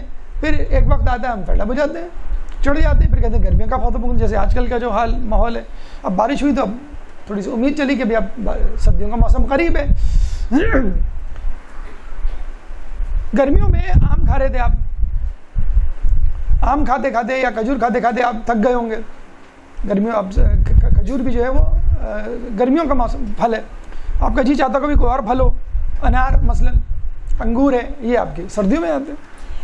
تو اچھا کچھ بیماریاں ہوتی ہیں جو گرمیوں میں لگتی ہیں انسان کو، بدن کی خارش وغیرہ. آپ نے سنا ہوگا کہ مائیں جو اپنے بچوں کو دھکیلتی ہیں، جاؤ جا کے نہاؤ، تمہارے دانے بہت ہو گئے، تمہارے دانے سارے ختم ہو جائیں گے. تو وہ گرمی دانے یا گرمیوں کی بیماریاں وہ ختم ہو جاتی ہیں. تو گرمیوں کی بیماریاں، گرمیوں کے نقصانات آب و ہوا کی تبدیلی سے، سردیوں کی وجہ سے دور ہو جاتے ہیں. پھر ایک اعتدال پسندی بھی آ جاتی ہے. مطلب آدمی میں اگر ایک ہی رجحان ہر وقت رہے تو ہم کہیں گے تم میں شدت پسندی ہے، یعنی ہر وقت غصہ رہے اچھا نہیں ہے. ہر وقت آدمی مسکراتا رہے، ہنستا رہے، وہ بھی صحیح نہیں ہے. ہر وقت آدمی آرام کرتے ہوئے صحیح نہیں ہے. جب تک تغیر و تبدل نہیں ہوگا انسان کی زندگی میں، انسان کے آس پاس کے ماحول میں، اس وقت تک انسان اس کو انجوائے نہیں کر سکے گا. مثلاً اگر سردی نہ ہوتی آپ گرمی کو انجوائے نہیں کر سکتے تھے، یا گرمیاں نہیں ہوتی تو آپ سردیوں کو انجوائے نہیں کر سکتے تھے. روشنی کو کیوں اچھا سمجھا جاتا تھا؟ آپ کو معلوم ہے کہ جب اندھیرا ہوگا، لوڈ شیڈنگ ہوگی تو میں اپنے ہی گھر کے صوفے سے ٹکرا کے گر سکتی ہوں اور روشنی ہوگی تو میں کسی انجانے سفر پہ، راستے پہ دیکھ کر اپنا سفر جو ہے وہ جاری رکھ سکتی ہوں. تو اس کا مطلب کیا ہوا کہ موسم کی تبدیلی انسان کے لیے ضروری ہے، عالم کے لیے ضروری ہے. اعتدال لاتی ہے، معتدل بناتی ہے آب و ہوا کو، اور ایک موسم کی بیماری، نقصان کو دور کرتی ہے دوسرے موسم کی سردی سے یا اس کے مزاج سے. ایک بات ہو گئی. دوسری بات امام فرماتے ہیں، کتنی عجیب بات ہے، سوال تو بڑا عجیب سا لیکن جواب آپ دیکھیے گا اس کا کیا ہے. امام فرماتے ہیں کہ بارش بلندی سے کیوں ہوتی ہے؟ بارش اتنی بلندی سے کہ آسمان سے کیوں ہوتی ہے؟ کسی پہاڑ سے کوئی چشمہ پھوٹتا نکل جاتا بارش کی صورت میں، یا زمین سے ابل جاتا. لیکن بارش اوپر سے ہوتی ہے. کیوں ہوتی ہے؟ 2 فائدے بتائے امام نے. جب بارش اوپر سے ہوگی تو 2 فائدے ہوں گے. نمبر 1، بارش ان جگہوں پر بھی ہوگی جہاں پر کھیت کھلیان نہیں ہے، مثلا صحرا، مثلا پہاڑ. تو کیا ہوگا؟ آپ دیکھتے ہوں گے وہاں پہ بھی پودے اگاتے، اور پودے کچھ اس میں کام کے بھی ہوتے ہیں. کیونکہ ویسے بھی کسان کتنا ایریا اریگیٹ کرے گا، کتنا ایریا کھودے گا، کتنے ایریوں میں جو ہے وہ نالیاں بنائے گا. تو ان اطراف کے جو علاقے ان میں بھی بارش ہو جاتی ہے. جس کا مطلب ہے آپ کا جو فرٹیلیٹی پرسنٹیج ہے یا فرٹیلائزیشن کا پرسنٹیج ہے یا جو کھیت اور کھلیان کا ایریا ہے وہ آٹومیٹکلی نیچرلی بڑھ جاتا ہے، کیونکہ بارش ہر جگہ ہوتی ہے. صرف کسان کتنا اللہ تعالیٰ خود غرض تھوڑی ہے، وہ اپنی نالیوں اپنے کھیت کو یا اپنے پودے کو پانی دے رہا ہوگا، دوسروں کے پودوں کو یا دوسروں کے کھیت کو پانی سب کو دے رہا ہوتا ہے وہ. نمبر 1 بات. نمبر 2 بات، بڑی عجیب بات امام نے فرمائی کہ بارش وہاں بھی ہوتی ہے جہاں کمزور بستے ہیں. کیونکہ بارش اگر نیچے سے ہوتی یا فقط نیچے سے پانی ابلتا، مثلا کنواں یا چشمہ، تو اس میں طاقتور لوگ قبضہ کر لیتے اور دوسروں کو آنے نہیں دیتے. ہمارے یہاں طاقتور لوگ قبضہ کر کے خود بھی پانی پیتے ہیں، دشمنوں کو بھی دیتے ہیں. جبکہ دنیا کے طاقتور لوگ قبضہ کر کے بس خود پانی لیتے ہیں، دوسروں کو نہیں دیتے. جنگ صفین، کربلا اس کی مثال ہے. تو جہاں پر کمزور لوگ رہتے ہیں وہاں پہ بھی بارش ہو سکتی ہے اور وہ پانی جمع کر سکتے ہیں. اس وقت انڈیا پاکستان میں جو جنگ ہے اس میں ایک امپورٹنٹ فوکل پوائنٹ جو ہے وہ بارش کا مسئلہ بھی ہے، پانی کا مسئلہ بھی ہے کہ وہ پانی روک لیتے ہیں اور پانی پھر جو ہے وہ جان بوجھ کے چھوڑ دیتے ہیں، تباہ ہو جاتی ہیں فصلیں ہماری، جو ہے وہ سیلاب آ جاتا ہے. تو ان جگہوں پہ جہاں پر جگہ نہیں ہے یا جہاں پہ کمزور لوگ رہتے ہیں وہاں پہ بھی پانی آ جاتا ہے. اچھا، یہ ایک بات میں آپ کو عجیب بات بتاؤں کہ آئندہ ہونے والی جنگ، یہ ہم کافی عرصے سے سنتے ہوئے آ رہے ہیں اور اب یقینی کیفیت میں تبدیل ہو گئی ہے کہ آئندہ ہونے والی جنگ پیٹرول ڈیزل توانائی پہ نہیں ہوگی، پانی پر ہوگی. اب تک تو آپ کہہ سکتے ہیں کہ بھائی شاید اس وجہ سے امریکہ یورپ جو ہے وہ گلف کنٹریز کے آگے پیچھے پھر رہے ہیں کہ وہ فیول ہے، آئل ہے، پیٹرول. اب فی الحال آپ کو معلوم ہے پیٹرول کی قیمتیں جو ایک دم سے گری ہیں، کیوں گری ہیں؟ کہ امریکہ نے اب اپنا پیٹرول یوز کرنا شروع کر دیا. اب تک وہ روکے ہوئے تھا، اب وہ اپنا پیٹرول یوز کر رہے ہیں. نمبر 1 بات. نمبر 2 بات، انرجی کے آلٹرنیٹ سورسز دریافت ہو گئے. مثلا سولر انرجی. آپ دیکھیے سولر انرجی سے آج کل اے سی چل رہا ہے، ریفریجریٹر چل رہا ہے، بس گاڑیاں چلنا باقی ہے. تو جب آلٹرنیٹ سورس آ گیا سولر انرجی کی فارم میں تو پھر آپ کو پیٹرول، ڈیزل، آئل اور سی این جی گیس وغیرہ کی ضرورت نہیں رہے گی. اور اب انہوں نے انحصار کرنا کم کر دیا ہے. اس وقت دوستی فقط اسلحہ بیچنے کی غرض سے ہے. $750 ملین کا جو معاہدہ ہوا ہے سعودی عربیہ میں، جو ٹرمپ گیا تھا وہ صرف اسلحہ بیچا تھا. اگر وہ اسلحہ نہ خریدیں تو وہ یہ تعلق بھی توڑ دیں کہ ہمیں نہیں ضرورت ہے. اور وہی $750 ملین جو سعودی عرب کے بعد جو دوسرا دورہ کیا وہ اسرائیل کیا تھا. 2 محبوب ترین ملک ہیں امریکہ کے، ایک سعودی عرب اور ایک اسرائیل. تو جو پیسہ انہوں نے سعودی عرب سے اکٹھا کیا تھا انہوں نے اسرائیل میں جا کے دے دیا. تو آپ نے دیکھا کہ پانی آئندہ آنے والے دنوں میں کتنا امپورٹنٹ ہوتا جا رہا ہے. اچھا، اب آپ یہ کہیں گے امریکہ، یہ کینیڈا، یورپ وغیرہ میں بھی تو سمندر اور پانی اور دریا ہیں. ان کے ساتھ مسئلہ یہ ہے کہ سمندر میں سردیوں میں ان کا پانی جم جاتا ہے.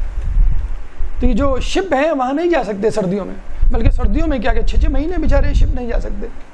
ہمارے یہاں کا سمندر نہیں فریز ہوتا کہ ہمارا ٹیمپریچر اتنا ہے نہیں. ہمارا 24 گھنٹے 7 days a week 12 months a year ہمارا سمندر کھلا ہوا ہوتا ہے، یہ جو بور عرب ہے. اس لیے بھی جو بار بار آپ دیکھتے ہیں نا کہ 157 کنٹریز ہیں، پاکستان کا نام بار بار آ جاتا ہے گھوم پھر کے، گلف کنٹریز کا نام بار بار آ جاتا ہے، کیونکہ نہ صرف یہاں پر پیٹرول ہے بلکہ یہاں پہ پانی بھی ہے.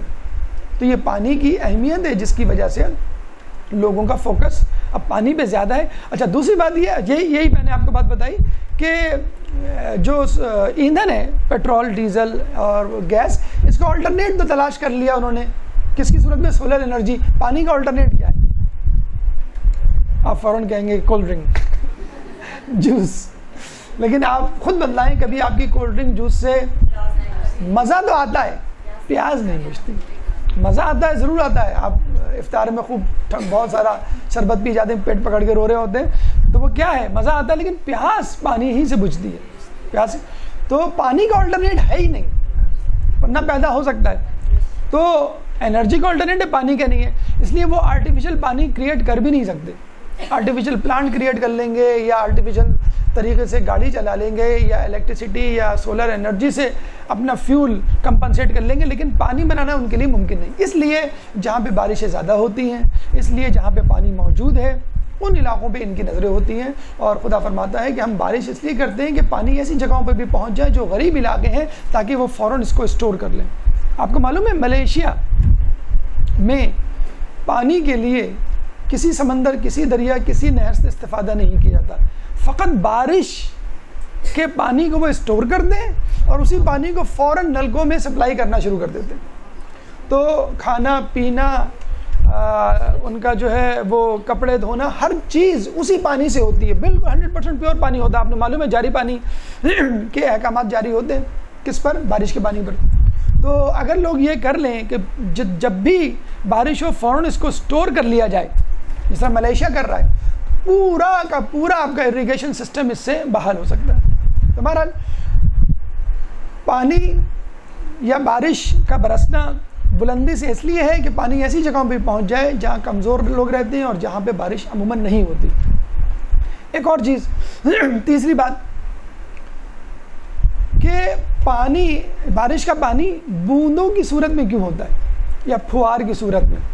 بھی اللہ جو ہے وہ، کچھ لوگ کہتے ہیں نا اللہ نے نلکا کھول دیا ہے، لیکن نلکا نہیں کھولا، وہ ہم کہہ سکتے ہیں کہ فوارہ کھول دیا. تو پانی پھوار کی شکل میں یا چھڑکاؤ کی صورت میں ہوتا ہے. اور اللہ، امام نے خود لفظ استعمال کیا ہے کہ اللہ تعالیٰ نے بارش کو چھڑکاؤ اور پھوار کی صورت میں نازل کیا. کیوں؟ اگر اللہ تعالیٰ ایک جگہ، مثلاً کراچی میں کسی جگہ بہت بڑی مقدار میں پانی پھینک دے اللہ، کیا ہوگا؟ وہی ہوگا جو ابھی ہو رہا ہے. ہم تو پھوار بھی جو ہے اس کو زحمت لیتے ہیں، پانی جمع ہو جائے گا. ہمارے یہاں تو ہم پھوار کو بھی جو ہے وہ جمع کر لیتے ہیں. تو پانی بہت زیادہ مقدار میں ایک جگہ گرے گا تو جمع ہو جائے گا. ایک جگہ جمع ہوگا تو بیماریاں، ڈینگی فیور، ملیریا پیدا ہو جائے گا. ایک جگہ جمع ہوگا تو اگر فصلیں ہیں تو وہ تباہ ہو جائیں گی. ایک جگہ جمع ہوگا تو گاڑی جو ہے وہ تباہ ہو جائے گی، ٹریفک جام ہو جائے گا، اس کا کرنٹ جو آپ کا گرا تار بجلی کا تو کرنٹ پھیل جائے گا، کتنی چیزیں ہوں گی. تو پھوار کی صورت میں ہوتا ہے تاکہ پانی جذب ہو سکے. یہ امام کی لاجک اور امام کا فلسفہ ہے، یہ کوئی سائنسدانوں نے نہیں دریافت کیا ابھی. پانی پھوار کی صورت میں ہوتا ہے تاکہ زمین اس کو جذب کر سکے. ایک تو نقصان سے جو ہم بچے کہ پانی ایک دم سے جمع نہیں ہوگا، نمبر ایک. نمبر دو، جب تھوڑا تھوڑا تھوڑا پانی گرے گا تو اس کو جذب کر لے گا، جذب کر کے نیچے تک جائے گا. نیچے جو بھی بیج یا جو بھی چیز ہے اس میں وہ فائدہ دے گا اور وہ نکلے گا. اگر فوری طور پہ آپ کسی گملے میں پانی دے دیں بہت سارا، ایک دم سے تھوڑا تھوڑا کر کے دیں گے تو آپ نے دیکھا بھی ہوگا، بلکہ وہ جو مجھے نہیں معلوم کیا کہتے ہیں اس کو، جو گارڈنر پانی وہ ڈالتے ہیں تو وہ اس کی جو قیف ہوتی ہے وہ بھی پھوار کی طرح کی ہوتی ہے، شاور کی طرح کی ہوتی ہے. بہرحال تو پھوار کی صورت میں ہوگا نمبر ایک. نمبر دو، فضا معطر ہو جاتی ہے، فضائی آلودگی دور ہوتی ہے. حج پہ بڑا پریشان تھے لوگ، کیا کریں، پولوشن کیسے دور کریں، حبس کیسے دور کریں، اتنا بڑا مجمع ہے. تو آپ نے دیکھا ہوگا وہ فوارے ٹائپ جو گھومتے رہتے ہیں، فوارے. اب تو شاید پنکھے بھی ایسے آ گئے ہیں مارکیٹ میں کہ جس میں جو ہے وہ اسپرے لگا ہوا ہوتا ہے اور آپ جو ہے وہ پانی پھینک رہے ہوتے ہیں اور ہوا آ رہی ہوتی ہے، تو وہ گیلا بھی نہیں ہوتا، آدمی گیلا بھی نہیں ہوتا اور جو ہے وہ پانی جو ہے وہ ٹھنڈک پہنچا دیتا ہے تمام جگہوں پہ. تو پھوار یا چھڑکاؤ کی جو کیفیت ہوتی ہے، پہلے زمانے میں تو خیر اتنے فرچ نہیں ہوتے تھے، شادی بیاہ کی تقریب ہو یا لوگ ویسے بھی شام کو اپنے گھر کے آگے پائپ لے کے کھڑے ہوتے تھے تو چھڑکاؤ کرتے تھے. آج بھی لوگ کرتے ہیں کہ اس سے یہ جو ہے فضا جب معطر ہو جائے گی اور پولوشن دور ہو جائے گی. تو پھوار اگر پڑے گی تو پانی جذب ہوگا، پانی کھڑا نہیں ہوگا. نمبر دو، جو فضا ہے اس سے پولوشن دور ہو جائے گی. آپ دیکھیں اس وقت کراچی میں سانس لینا کتنا آسان ہے، آپ کھڑکی کھولیں کتنی اچھی فریگرنٹ ہوا جو ہے وہ آتی ہے. اور اس سے پہلے بس ایسا تھا کہ جیسے پتہ نہیں کوئی اسمیل ہے، مطلب اسمیل کمرے میں نہیں، سڑکوں پہ، شاہراہوں پہ آپ کو حبس جیسا اور ایک بدبو جیسی ہر جگہ محسوس ہوتی تھی. اور آپ دیکھیں اب بارش ہونے کے بعد یہ فوار یا چھڑکاؤ کی طرح کا جو پیٹرن اللہ نے اپنایا ہوا ہے یہ اس وجہ سے ہے. ورنہ ایک جگہ پانی اگر ڈال دیتا تو دوسری بات ہے کہ دوسرے لوگ بھی محروم ہو جاتے. دوسرا مسئلہ یہ ہوتا کہ فضا معطر نہیں ہوتی. تو اللہ تعالیٰ نے جو پانی کو بوندوں کی صورت میں یا چھڑکاؤ کی صورت میں یا پھوار کی صورت میں جو نازل کیا ہے وہ اس لیے نازل کیا ہے کہ کھڑا نہ ہو پانی، جمع نہ ہو، جس سے بیماریاں ہوں اور یا فصلیں تباہ ہوں یا چیزیں تباہ ہوں. دوسری بات یہ ہے کہ جذب ہو جائے، اور تیسری بات یہ ہے کہ فضا معطر ہو جائے. تو بارش سے پانی اور پانی سے استفادہ تو ایک الگ کہانی ہے، لیکن بارش کا جو پیٹرن ہے وہ امام نے کتنی خوبصورتی سے ہمیں سمجھایا کہ موسم کا تبدیل ہونا یا بارش کا ہونا کتنا ضروری ہے، بارش کا بلندی سے ہونا کتنا اہمیت کا عامل ہے، اور بارش کا پھوار یا چھڑکاؤ کی صورت میں ہونا یہ ایک الگ جو ہے افادیت رکھتا ہے. اب آئیے اس موضوع کی طرف کہ بارش زحمت کب بنتی ہے. ہماری گفتگو کا تیسرا مرحلہ بارش زحمت. ایک درود پڑھ دیں محمد والے محمد.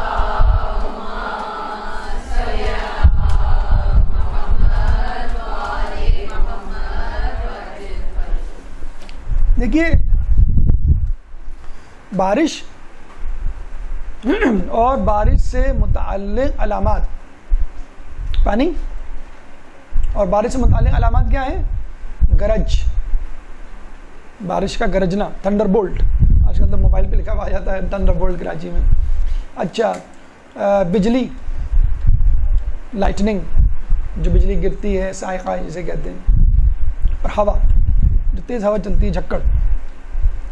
اتفاق کی بات یہ ہے جس بارش کے ہم فوائد گنوا رہے ہیں وہ بارش اور اس کی علامات بیشتر پیغمبروں کی امت پر عذاب کی صورت میں نازل ہو چکی. حیرت ہوتی ہے جیسے ابھی ہم بات کر رہے ہیں عبرت کی نا، کہ عبرت حاصل کرنی چاہیے. بھائی تو ہم عبرت کیوں حاصل کریں؟ اتنا اچھا موسم ہو رہا ہے، پکوڑے کھانے کا جی چاہ رہا ہے، آپ کہہ رہے ہیں عبرت حاصل کرو. آپ تو ہمیشہ ملا بنے رہتے ہیں، استاد بنے رہتے ہیں، آپ کو بس درس واعظ و نصیحت سے کوئی علاوہ کوئی بات ہی نہیں سوچتی. آپ پکوڑے کھائیں، بالکل کھائیں، آپ جو ہے بارش کے مزے لیں، چائے کی چسکی لیں، ہر کام کریں جو آپ کو کرنا ہے، لیکن اللہ کا شکر بھی ادا کریں کہ یہ بارش طوفان نوح والی بارش نہیں ہے. اللہ کا شکر ادا کریں کہ بارش میں پانی برسا، پتھر نہیں برسے قوم لوط کی طرح. اللہ کا شکر ادا کریں کہ بجلی گری نہیں جو حود علیہ السلام کی قوم پہ گری تھی. تو بارش سے متعلق علامات بیشتر پیغمبروں کی امت پر عذاب کی صورت میں نازل ہو چکے ہیں. اب سنیے ایک ایک کا مختصر ترین حال. سب سے پہلے ادریس علیہ السلام. ادریس علیہ السلام دوسرے یا تیسرے نبی، بالکل آدم علیہ السلام سے قریب ترین. ادریس علیہ السلام کے زمانے میں ایک بادشاہ تھا، اس نے جو ہے وہ ظلم کیا ایک شخص پر. ظالم تو تھا، ہر کسی پہ ظلم کرتا تھا. ایک جگہ پسند آئی، زمین، اس کو قبضہ کر لیا، اس شخص کو مار ڈالا. ادریس علیہ السلام کو پتہ چلا تو انہوں نے جو ہے کلمہ حق بلند کیا اور مظلوم کی دادرسی کے لیے ظالم کے دربار میں گئے. اس نے کہا بھائی میں تو نہ زمین دوں گا، نہ قصاص دوں گا، کچھ بھی نہیں دوں گا، جاؤ جو کرنا تم کر لو. تو ادریس علیہ السلام، اچھا کہتے ہیں بادشاہ تو ڈر گیا تھا، بادشاہ کی بیوی نے اس کو بہادر بنایا، ڈرو مت، میرے پاس اس کا حل موجود ہے. تو ادریس علیہ السلام واپس گئے تو اس کی بیوی نے کہا اس ادریسی کو مار ڈالو، نعوذ باللہ، اس پیغمبر، اس نبی کو قتل کر ڈالو، نہ رہے گا باز نہ بجے گی بانسری. یہ بار بار لوگوں کو بہکائے گا نہیں، تمہارے خلاف ورغلائے گا نہیں، بغاوت نہیں کرے گا، یہ نہ ہو کہ تمہاری حکومت چلی جائے. تو بادشاہ نے جو ہے لوگوں کو 40 لوگوں کو تیار کیا، جاؤ ادریس علیہ السلام کو قتل کر کے آ جاؤ. جب یہ لوگ گئے تو ادریس علیہ السلام کے لوگوں نے ان کو بتلا دیا. یہ چلے گئے کہ پہاڑ پر کچھ لوگوں کے ساتھ غیبت پہ جسے کہتے ہیں، وہاں جا کر جو ہے انہوں نے بددعا کی اور 20 سال تک بارش نہیں ہوئی. اس دوران کسی دوسرے بادشاہ نے قبضہ کر لیا، اس ظالم بادشاہ کو قتل کر دیا، اور اس کی ملکہ کا تو ماشاءاللہ ایسا حال ہوا کہ وہ بھکارن بنی اور لوگوں سے مانگ مانگ کر کھاتی تھی اپنے آخر وقت میں. اور ایک جگہ ایک گلی سے گزر رہی تھی، ایک پاگل کتے نے، بلکہ پاگل کتا تو نہیں کہنا چاہیے، اس کو تمیز تھی کہ یہ کون جا رہا ہے، مجھے کسے کھانا، اس کو چیڑ پھاڑ ڈالا اور کھا ڈالا. تو وہ بادشاہ تو چلا گیا، قتل ہو گیا. نیا بادشاہ وہ ذرا نرم دل تھا، اس سے پوچھا بھائی کیا مسئلہ ہے، بارش کیوں نہیں تھی؟ لوگوں نے ساری رودات سنائی. تو وہ نیا بادشاہ پا برہنہ ننگے پیر تمام لوگوں کے ساتھ ادریس علیہ السلام کی خدمت میں حاضر ہوا، معافی مانگی، اللہ کے حضور توبہ کی. ادریس علیہ السلام نے ہاتھ اٹھائے اور پھر ان کی دعا سے بارش ہوئی. تو بارش کا ہونا نہ ہونا، جیسے ہم نے بتایا نا کہ ہوگی تو نیکوکاروں کی وجہ سے نہیں ہوگی تو بدکاروں کی وجہ سے. تو یہ عذاب ہمیں پہلا عذاب نوح علیہ السلام سے پہلے ہمیں عذاب ملتا ہے. نوح علیہ السلام کا بارش ہونے والا عذاب تھا, ادریس علیہ السلام کا بارش نہ ہونے کا عذاب تھا, خشک سالی یا قحط سالی 20 سال تک. دوسرا عذاب بارش سے متعلق ہے. پہلے عذاب میں آپ نے دیکھا بارش نہیں ہوئی 20 سال, اب جو ہے بارش ہوئی اور ایسی ہوئی کہ بس نوح علیہ السلام نے اپنی قوم کو 950 سال تک تبلیغ کی. 850 سال میں مبعوث ہوئے. 850 جمع 950 کتنے ہو گئے؟ 1800. پھر ان کو حکم ہوا کہ آپ کشتی بنائیں. انہوں نے کشتی بنائی. کشتی بناتے تھے لوگ, صبح رات میں توڑ کے چلے جاتے تھے, پھر بناتے پھر توڑ کے چلے جاتے. کتنے عرصے تک انہوں نے کشتی بنائی؟ 200 سال تک. ہم بڑے مجھ سے کہتے ہیں کہ اللہ نے ہمیں کیوں نہیں پیغمبر بنایا. تو دیکھیں کتنے ہارڈ شپس ہیں پیغمبر کو. 200 سال تک کشتی بنائی. اور جب کشتی بنائی, اچھا لوگوں نے مذاق بھی اڑایا کہ بھئی یہ کشتی ہے کہاں چلاؤ گے, ایسا کرو اس میں پر لگا لو, یہ اڑے گی تو اچھا لگے گا. اور ویسے جملے وہ ٹانگتے رہتے تھے بیچارے نوح علیہ السلام پر. تو کشتی بنی, بارش ہوئی, نیچے سے پانی ابلا. پانی کہاں سے؟ کوفے کی مسجد سے, جو ہم نے بتلایا تھا کوفے میں مسجد ہے, کنواں ہے, وہاں سے پانی جو ہے ابلا تھا. نیچے سے پانی ابلا, اوپر سے بھی پانی, نیچے سے بھی پانی. نوح کی امت جو ہے وہ سینڈوچ بن گئی پانی کے درمیان. ہر جگہ پانی, سارے پہاڑ جو ہے وہ پانی میں ڈوب گئے, صرف سوائے کا خانہ کعبہ کے بارے میں کہا جاتا ہے وہ پانی میں نہیں ڈوبا. یہ نوح علیہ السلام کی قوم جو بارش کی وجہ سے عذاب کا شکار ہوئی. آگے چلیے, قوم عاد, حضرت ہود علیہ السلام کی قوم. حضرت ہود علیہ السلام کی قوم, قوم عاد, یہ آپ کا یمن اور عمان اس کے درمیان رہا کرتی تھی. اور بڑے ماشاءاللہ طاقتور بلند قد و قامت کے لوگ تھے, بڑے خوشحال لوگ تھے. شاید ایسی خوشحال ترین قوم دنیا میں نہیں گزری. تو قوم عاد بڑے خوشحال لوگ تھے, اور جب خوشحالی ہوتی ہے تو انسان اللہ تعالیٰ سے دور ہو جاتا ہے. تو وہ کفر اور بت پرستی پہ اتر آئے. ہود علیہ السلام نے بہت سمجھایا, وہ نہیں سمجھے تو انہوں نے بد دعا کی. جب ہود علیہ السلام نے بد دعا کی تو 7 سال تک بارش نہیں ہوئی. بارش کا نہ ہونا دوبارہ ادریس علیہ السلام کی طرح عذاب بن کر آیا. 7 ایئرز, 7 سال تک بارش نہیں ہوئی. پھر کیا ہوا؟ موسم تبدیل ہونا شروع ہوا, بادل آئے, کالی گھٹائیں چھائیں, ہوا چلنے لگی.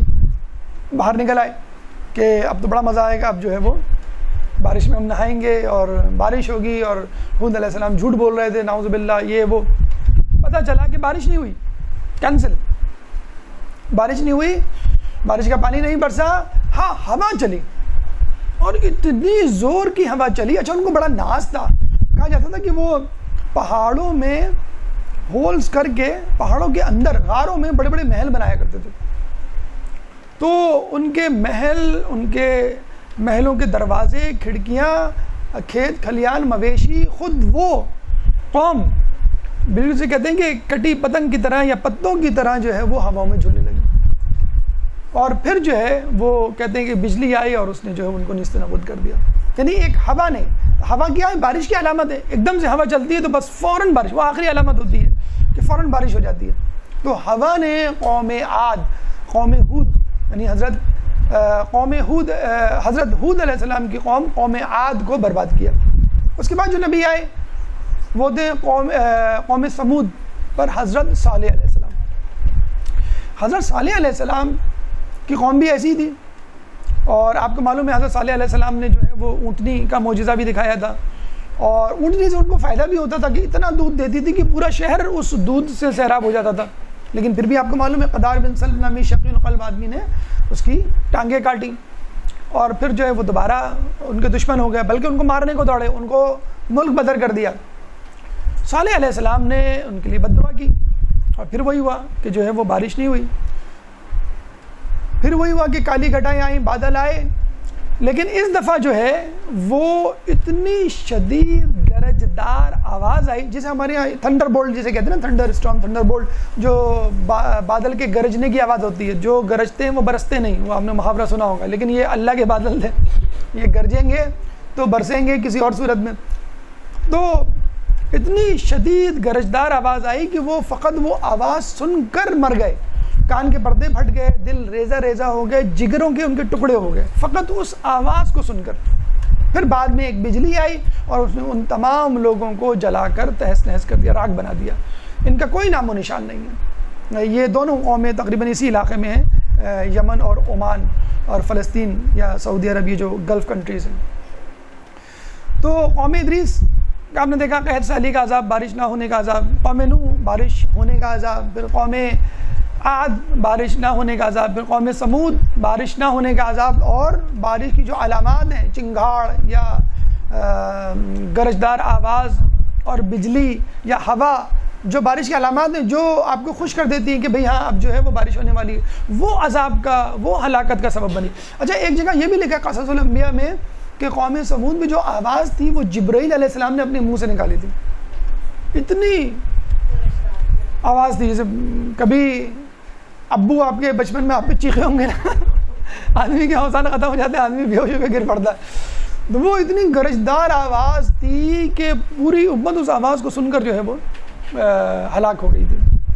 اچھا اب آگے چلیں حضرت ایوب علیہ السلام کی طرف. حضرت ایوب علیہ السلام کی امت پہ تو اس طرح کا کوئی عذاب نہیں آیا، خود ان پر ایک آزمائش آئی اور وہ آسمانی بجلی یا آسمانی آگ کی صورت میں آئی. مطلب حضرت ایوب علیہ السلام کے بارے میں کہا جاتا ہے بڑے خوشحال تھے، بڑے متمول تھے، بہت ہی ماشاءاللہ 5 اسٹار ان کی لائف، گلیمرس لائف گزر رہی تھی. کھیت کھلیان، غلام، بیوی، بچے، ہر چیز ان کے پاس تھی اور بڑا شکر ادا کیا کرتے تھے.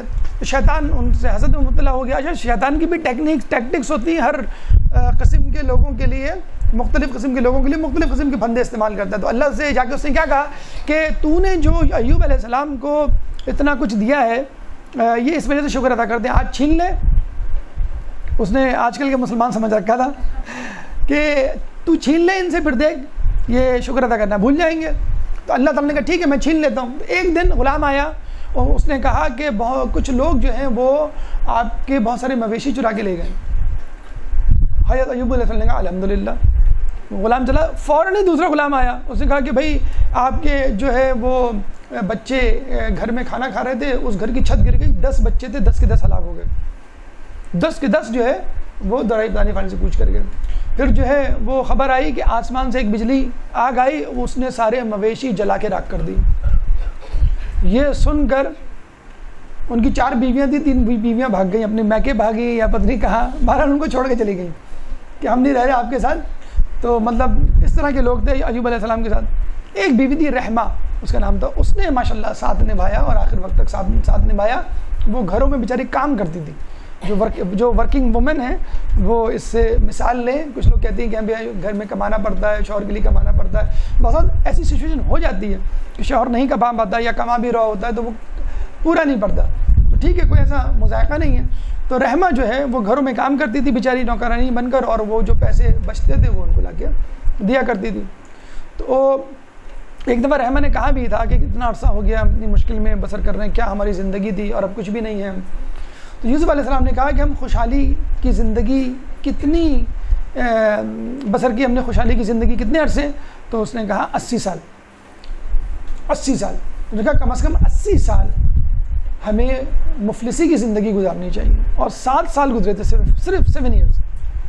اچھا 7 سال میں جب یوسف علیہ السلام نے کچھ بھی مطلب یہ کہ اپنی جگہ سے ٹس سے مس نہیں ہوئے، شکر ادا کرتے رہے، تو شیطان بڑا غصے میں آیا. دیکھیے غربت برداشت ہو جاتی ہے انسان کو، بیماری نہیں برداشت ہوتی. اور ایسی بیماری جس میں کیا کہتے ہیں بیڈ ریڈن، بس بستر کا ہو کے لگ جائے، بستر سے لگ کے رہ جائے. تو شیطان پھر آیا ملعون اللہ کے پاس کہ تو مجھے ایوب علیہ السلام کے جسم پر دسترس دے، میں جو چاہوں کروں. اللہ نے کہا ٹھیک ہے. وہ گیا، ان کے سارے بدن پہ زخم کر دیے، اور ایسے زخم جس پہ کیڑے پڑ گئے ہوں. اور ایک جگہ میں نے کہیں پڑھا تھا، ریفرنس مجھے یاد نہیں، کہ ایک کیڑا ایک دفعہ گرا تو ایوب علیہ السلام اس کیڑے کو اٹھایا اور اس جگہ رکھ دیا کہ اللہ نے تجھے جو کام کہا ہے وہ کر. اور کیڑے مسلسل پڑے ہوئے اور مسلسل وہ اللہ کا تعالیٰ کا شکر ادا کر رہے. پھر اللہ تعالیٰ نے 7 ایئر 7 سال ہی میں ان کی جو ہے آزمائش کو ختم کر دیا اور ان کو اوکے کر دیا کہ یہ بندہ میرا کہیں جانے والا نہیں ہے، چاہے خوشحالی ہو چاہے جو ہے وہ مفلسی بدحالی ہو. اللہم صلی علی محمد.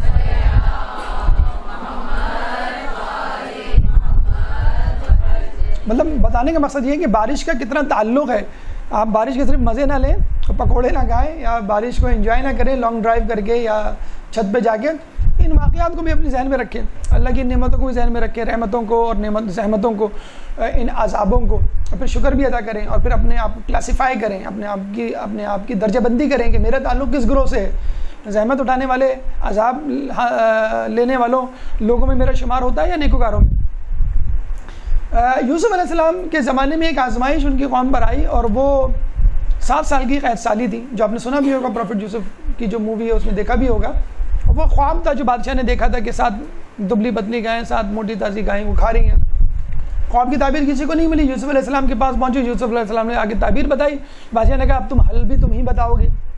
انہوں نے حل بہت اچھا بتایا کہ گندم ذخیرہ کر لی جائے، استعمال کرنے کے بعد جو اپنے قشر یعنی چھلکوں میں موجود ہو، تو چھلکوں سمیت گندم کو جو ہے وہ اسٹور کر لیا گیا بڑے بڑے اسٹوریج ہاؤسز میں، اور پھر جو ہے وہ 7 سال جب بارانی کے بعد جو خشک سالی آئی اس میں جو ہے وہ کام آیا۔ ایوب علیہ السلام، یوسف علیہ السلام، اس کے بعد موسیٰ علیہ السلام، کوئی بہت بڑا ڈیوریشن تو نہیں تھا، کوئی بڑا عذاب تو نہیں تھا، لیکن آزمائش بہرحال یوسف علیہ السلام، موسیٰ علیہ السلام کے زمانے میں بھی آئی، اور بڑا عجیب، بڑا عبرت آمیز واقعہ ہمیں ملتا ہے کہ 70,000 لوگ موسیٰ علیہ السلام کے پاس آئے اور انہوں نے کہا کہ بارش نہیں ہو رہی، آپ دعا کیجئے ہمارے ساتھ۔ 70,000 لوگوں کو وہ صحرا میں لے کے گئے اور بارش کے لیے دعا کی۔ اچھا، نبی جو ہے مستجاب الدعوات ہوتا ہے، اس کی دعا رد نہیں ہوتی، تو انہوں نے دعا کی، 70,000 لوگوں کے ساتھ بارش نہیں ہوئی، دوبارہ نہیں ہوئی۔ وہ بڑے پریشان ہوئے کہ میں نبی ہوں اور میرے کہنے پہ بارش نہیں ہو رہی، تو انہوں نے اللہ تعالیٰ سے پوچھا کہ بھئی بارش کیوں نہیں ہو رہی؟ تو اللہ نے کہا اس 70,000 کے مجمع میں ایک شخص ہے جو 40 سال سے مسلسل گناہ کر رہا ہے، اور جب تک یہ مجمع میں موجود رہے گا میں بارش نہیں کروں گا۔ تو موسیٰ علیہ السلام نے کہا میں کیا کروں، میں کیسے پہچانوں؟ کہنے لگے تم اعلان کرو کہ اس مجمع میں جو گناہ گار شخص ہے جو 40 سال سے گناہ کر رہا ہے وہ نکل جائے۔ تو موسیٰ علیہ السلام نے کہا میں کیسے اعلان کروں، میری تو آواز نہیں پہنچے گی 70,000 لوگوں تک۔ تو اللہ نے کہا تم بس اعلان کرو، لوگوں تک پہنچانا ہمارا کام ہے۔ جب امام ظہور کریں گے نا تو آواز آئے گی کہ امام کا ظہور ہو گیا، اللہ کا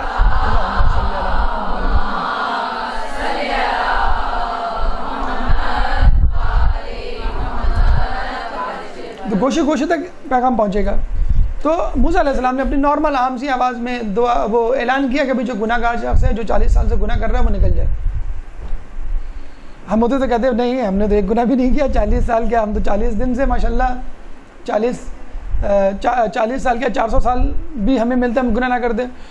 اس شخص تک یہ آواز پہنچی تو وہ بڑا شرمندہ ہوا، کہنے لگا اگر میں نکلا تو 70,000 لوگ ہمیشہ کے لیے مجھے ملعون اور گناہ گار اور پتہ کیا کیا نام رکھ دیں گے میرا، اور نہ نکلا تو بارش نہیں ہوگی، لوگوں کا نقصان میرا بھی نقصان، سب ہلاک ہو جائیں گے۔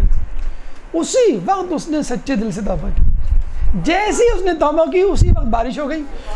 موسیٰ علیہ السلام اور تمام لوگ حیرانگی سے دیکھ رہے ہیں، انتظار کر رہے ہیں کب وہ شخص نکلے، کب وہ نکلے۔ وہ نکلا تو نہیں، بارش ہو گئی۔ موسیٰ علیہ السلام نے فوراً کہا اے اللہ وہ شخص تو نہیں نکلا اور تو نے بارش کر دی، تو کہہ رہا تھا اس میں موجود ہے اور میں نہیں بارش۔ جب اللہ تعالیٰ کہہ دے کسی کام کو تو بس کہہ دیتا ہے۔ تو اللہ نے کہا کہ اس شخص نے سچی توبہ کر لی، اس لیے میں نے جو ہے وہ بارش نہیں کی۔ اچھا لوگ چلے گا اپنے گھروں کو، موسیٰ علیہ السلام کھڑے اور موسیٰ علیہ السلام کہنے لگے اے اللہ مجھے اس شخص سے ملا تو دے تاکہ میں اس کی زیارت کروں، اس کو دیکھوں، اس سے ملوں۔ دیکھیے نبی ہے لیکن موٹیویشن چاہیے نبی کو بھی۔ ہم لوگ تھوڑے سے علامہ بن جائیں، تھوڑے سے پڑھ لکھ جائیں، متقی پرہیزگار نماز شب، بس ٹھیک ہے، ہمیں کسی کی ضرورت نہیں ہے، کسی کی نصیحت مشورہ کہ کسی کی زیارت سے ہمیں کچھ نہیں ہوگا، ہم چکنے گھڑے ہیں۔ تو موسیٰ علیہ السلام نے کہا میری اس کی زیارت کروا دے مجھے۔ تو اللہ نے کیا کہا، جب وہ 40 سال سے گناہ کر رہا تھا تو میں نے اس کا اتا پتہ لوگوں کو نہیں بتایا، اب اس نے توبہ کر لی ہے تو میں اس کو رسوا کر دوں؟ اب تو وہ میرے نیک بندوں میں شامل ہو گیا ہے، اب میں کیسے رسوا کروں گا؟ دیکھیں اللہ اتنا پردہ رکھتا ہے۔ چوتھے امام زین العابدین علیہ السلام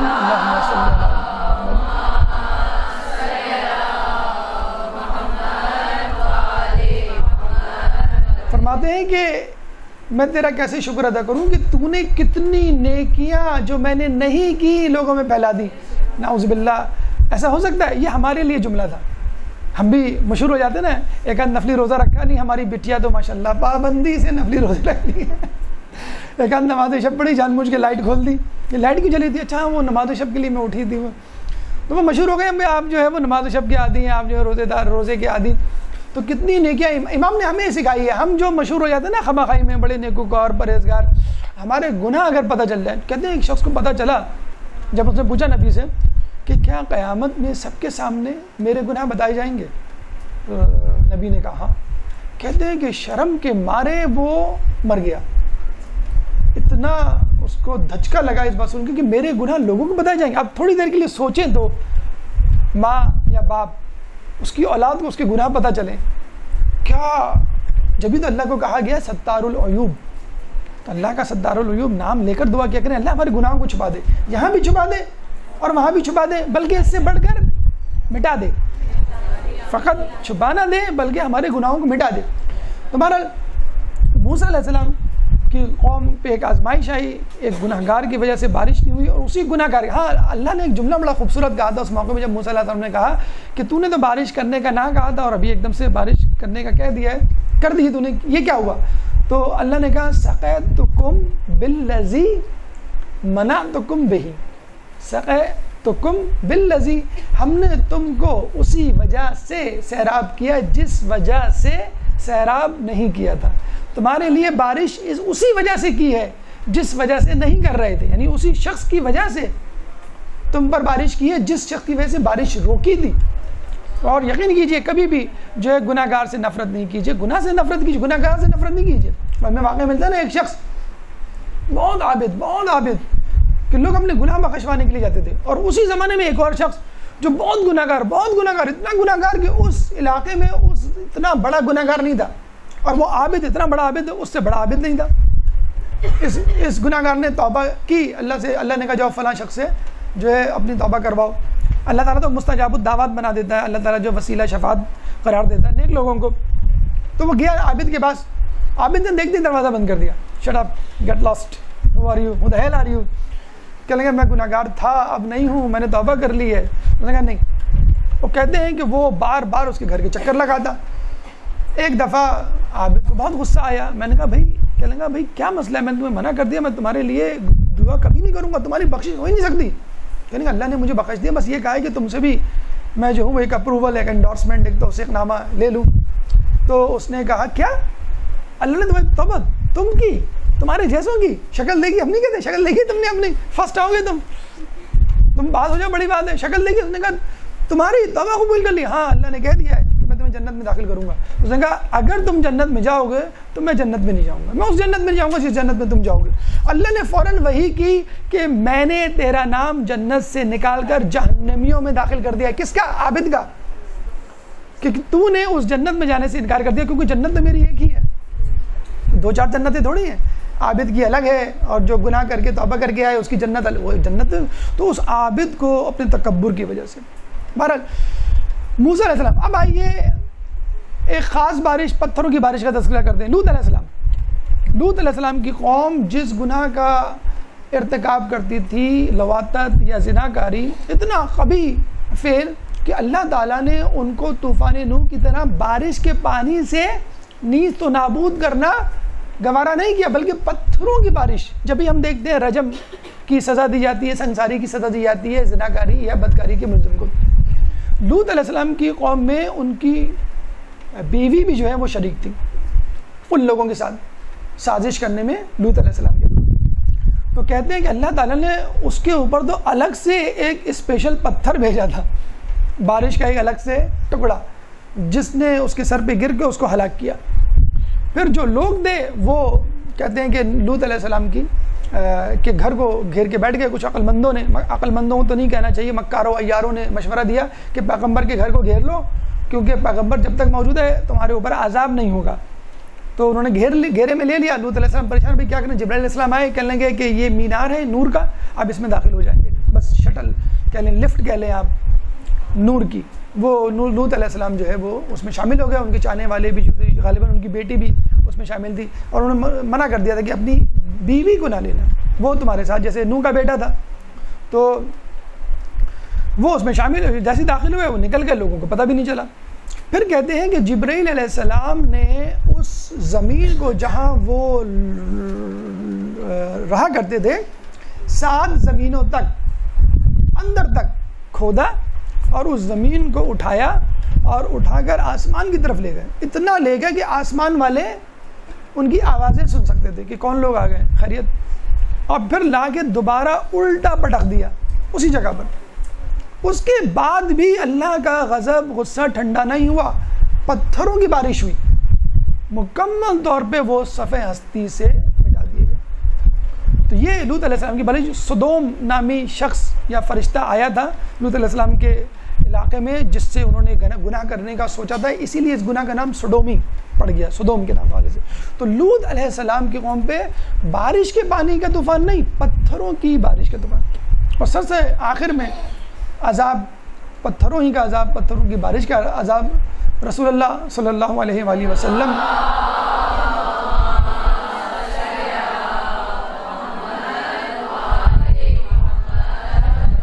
کے زمانے میں تھا. آپ نے دیکھا ہوگا کہ ابرہا کا لشکر فجعلہم کعصف معکول, کہ جس نے ان کو کھایا ہوا بھز کر دیا, بھوسا بنا دیا.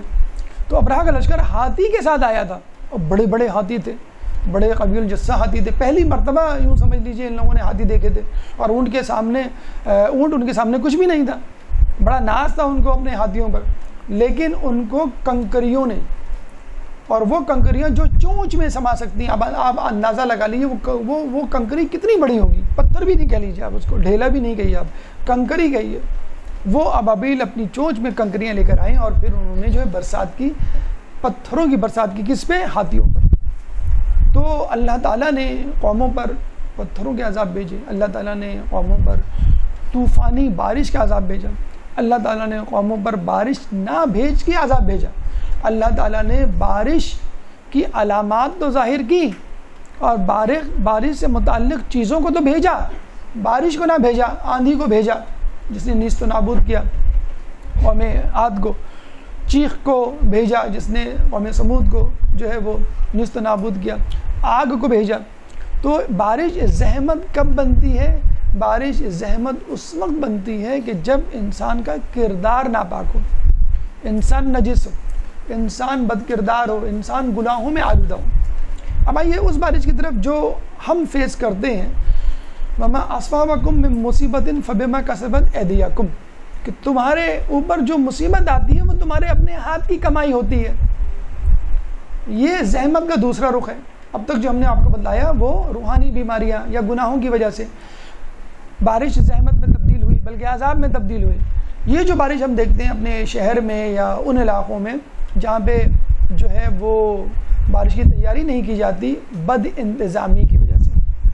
ابھی جو بارش کا تذکرہ کیا بارش زحمت کی وجہ سے ہوتی, بدعمالی کی وجہ سے. اب تذکرہ بد انتظامی, جب بارش کے انتظامات نہیں کریں گے آپ اپنے طور پہ, اس وقت بارش زحمت میں تبدیل ہو جائے گی. آپ نالیاں نہیں بنائیں گے, پراپر ڈرینیج سسٹم نہیں کریں گے. باہر کے ملکوں میں بارش ہوتی ہے, امریکہ, کینیڈا, یورپ, ملیشیا, جہاں پہ بھی تو وہاں ایک پراپر ڈرینیج سسٹم ہے کہ جب بارش ہو جاتی ہے تو آدمی کے باہر نکلنے کا جی چاہتا ہے.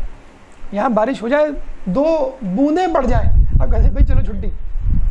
آج اسی لیے جو ہے سوچا گیا کہ بارش ہوگی, لوگ جو ہے وہ, ہم تو مطلب بارش کے بعد بھی یوفوریا میں جو ہے ہمارے دانت نکلے رہتے ہیں کہ ابھی بارش اب ہوگی, اب پھر چھٹی ہو جائے گی, لوڈ شیڈنگ.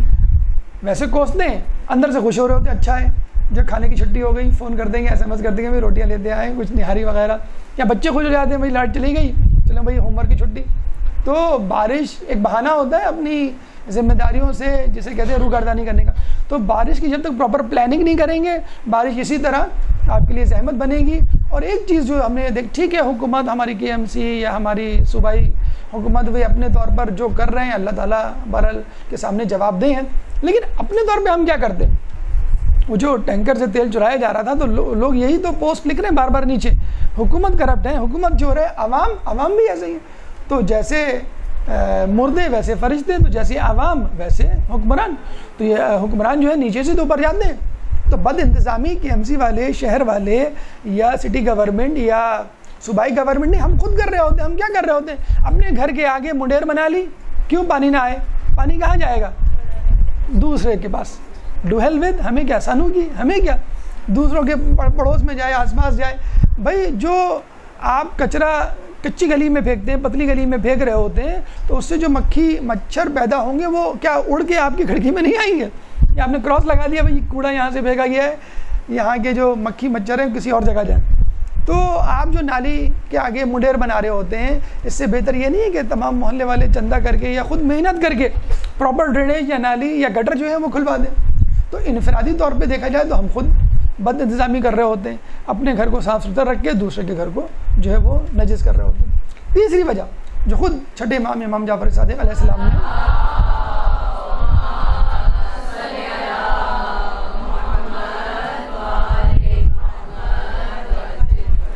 جب ان سے پوچھا گیا, جب امام فائدے گنوا رہے تھے کہ بارش سے جو ہے فصلوں کو فائدہ ہوتا ہے, ماحول کو فائدہ ہوتا ہے, زمین کو فائدہ ہوتا ہے, کمزوروں کو فائدہ ہوتا ہے, تو پوچھنے والے نے فوراً, سننے والے نے فوراً پوچھا امام اس سے نقصان بھی تو ہوتا ہے, آپ وہ بھی تو بتائیں. تو امام نے کہا کہ بارش سے نقصان اس لیے ہوتا ہے کہ اللہ تعالیٰ سرکش اور مغرور لوگوں کو گناہوں کے ارتکاب سے باز رکھے. اب بڑے سائنس میں ترقی کر کے مغرور ہو جاتے ہیں نا کہ بس ہم چاند پہ پہنچ جائیں گے, ہم مریخ پہ پہنچ جائیں گے, اب ہم پوری دنیا پہ قبضہ کر لیں گے, اب جو اپنی مرضی سے حکومت چلائیں گے. یہ ہو رہا ہے نا امریکہ, یورپ اور دیگر ممالک میں, مغربی ممالک میں ترقی اپنی عروج پر ہے. اب ترقی عروج پر ہے تو غرور بھی عروج پر ہے. جیسے قوم عاد یہ کوئی پہلا غرور نہیں ہے جو امریکہ یورپ کے یا دیگر ممالک جو ترقی یافتہ ہیں, تیل پیدا کرنے والے بھی ممالک ان میں آپ شامل کر سکتے ہیں. یہ پہلا غرور قوم عاد, قوم سمود اسی طرح کی قوم تھی, بڑے ایڈوانس جدید اور خوشحال لوگ تھے. آپ وہی غرور کر رہے ہیں, نافرمانیوں میں آگے جا رہے ہیں, باقاعدہ دوسرے لوگوں کو مجبور کر رہے ہیں کہ آپ اپنے قوانین کو تبدیل کریں, آپ اپنے قرآن کو تبدیل کریں, آپ اپنی شریعت کو تبدیل کریں. باقاعدہ فورس کیا جا رہا ہے. یہ جو بین لگا ہے ٹرمپ کی طرف سے 6 ملکوں پہ, کیا ہے یہ اسٹیپ ہے, یہ قدم ہے آگے کی طرف کہ ہم جو ہے مسلمانوں کو اپنی راہ سے, ان کی راہ سے گمراہ کر کے چھوڑیں گے اور دنیا کو ہمارے نظام کے مطابق چلنا ہے. یہی جون جولائی کا مہینہ ہوتا ہے. آپ دیکھ لیں کبھی فلوریڈا میں, کبھی شکاگو میں, کبھی نیو یارک میں, کبھی ہوائی میں سمندری طوفان کی ریل پیل کہہ لیجیے آپ, ریل پیل ہوتی ہے. ایک طوفان آتا ہے, پھر دوسرا آتا ہے, چاند چلا جاتا ہے, پھر دوسرا آتا ہے, پھر تیسرا. بالکل جسے کہتے ہیں ہزاروں کمیونٹی کے افراد باقاعدہ شفٹ ہوتے ہیں. اور بارش سے چند دن پہلے, چند ہفتے پہلے آتش زدگی کے بڑے واقعات ہوتے ہیں. آسٹریلیا میں اکثر آپ سنتے ہوں گے جون جولائی میں آگ لگتی ہے. کینیڈا میں ابھی پچھلے سال آگ لگی تھی. تو آگ, سمندری طوفان, ٹورنیڈو جسے کہتے ہیں ہم. اچھا وہاں پہ تو اس کو کہتے ہیں واٹر اسپراؤٹ, کہ جھکڑ چلتا ہے سمندر میں اور وہ ٹیف نما جھکڑ اوپر جاتا ہے اور پورا وہ جو فنل شیپ ایریا ہوتا ہے واٹر کا, پانی کا, وہ خود کسی آبادی پہ جا کے گرتا ہے اور اتنی شدت سے گرتا ہے وہ کہ پوری آبادی جو ہے وہ تہس نہس ہو جاتی ہے. اور وہ ایک دم سے ہلاک اور حیران و پریشان ہو جاتے ہیں. جب ان سے پوچھا جاتا ہے بھائی یہ حالات کب ٹھیک ہوں گے, تو وہ کیا کہتے ہیں, یہ مدر نیچر کو پتا. کہ ہو از مدر نیچر, کہتے ہیں پتہ نہیں. گاڈ نہیں, گاڈ ورڈ پہ ہم یقین نہیں رکھتے. مدر نیچر, پہلے وہ نیچر کہا کرتے تھے کہ بھائی نیچر پہ ڈیپینڈ کرتا ہے کہ نیچر کیا چاہے. اب وہ کہتے ہیں کتنے نیچر نام رکھے ہم, نیچر کس کس کو دیکھ رہا ہے. نہیں, یہ بہت سارے نیچر ہیں, ان کی ایک مدر ہے. تو آپ گاڈ فادر کیوں نہیں کہہ لیتے, یا صرف سمپل گاڈ کیوں نہیں کہہ دیتے. تو اللہ تعالیٰ نے یہ عذاب کی صورت بارش کی طرح ان لوگوں پہ اس لیے بھیجی کہ ان کو اپنی اوقات یاد دلائیں. جو لوگ ترقی کے نام پر یہ سوچ رہے ہیں کہ بس اب جو ہے ہم آگے بڑھ جائیں گے, دنیا پہ قبضہ کر لیں گے, تو ہمیں چاہیے, ہمارے بھی اچھے دن آتے ہیں انفرادی طور پہ, ہم بھی خوشحال ہوتے ہیں, ہم بھی طاقتور ہوتے ہیں, ہم بھی جو ہے وہ لوگوں میں مقبول اور مشہور ہوتے ہیں. تو ہمیں بھی چاہیے کہ ہم اپنے برے دن کو یاد رکھیں, ہم اپنی بے کسی کو یاد رکھیں, ہم جو ہے اپنی محتاجی کو یاد رکھیں, چاہے وہ بارش کی صورت میں ہو, چاہے وہ رزق کی صورت میں ہو, چاہے وہ جو ہے مال و اولاد کی صورت میں ہو. بہرحال یہ تمام گزارشات بارش زحمت ہے یا رحمت کے حوالے سے مکمل ہوئی. آخری جملہ جس میں ہم درس کا اختتام کریں گے, بارش کا ایک فائدہ ضرور ہے کہ جو بارش میں بھیگ رہا ہوتا ہے اس کو لوگ یہ نہیں کہہ سکتے کہ یہ رو رہا ہے, اگرچہ وہ رو بھی رہا ہو. روتا ہوا آدمی بارش میں نکل جائے اگر اس کو اپنا آنسو چھپانے ہیں. اللہ تعالیٰ سے دعا ہے کہ ہمیں بارش کو رحمت کے طور پر حاصل کرنے سے استفادہ کرنے کی توفیق عطا فرمائے. اللہ تعالیٰ سے دعا ہے کہ ہمیں اپنے غضب اور عذاب سے بچائے. اللہ تعالیٰ سے دعا ہے کہ اہل بیت کی تعلیمات پر عمل کرنے کی توفیق عطا فرمائے. قیامت میں ان کی شفاعت سے بہرہ مند فرما, امام کے ظہور میں تعجیل فرما, ہمیں ان کے انصار و اعوان میں شامل فرما. ربنا تقبل منا انك انت السميع العليم وتب علينا انك انت التواب الرحيم برحمتك يا ارحم الراحمين وصلى الله على محمد وآله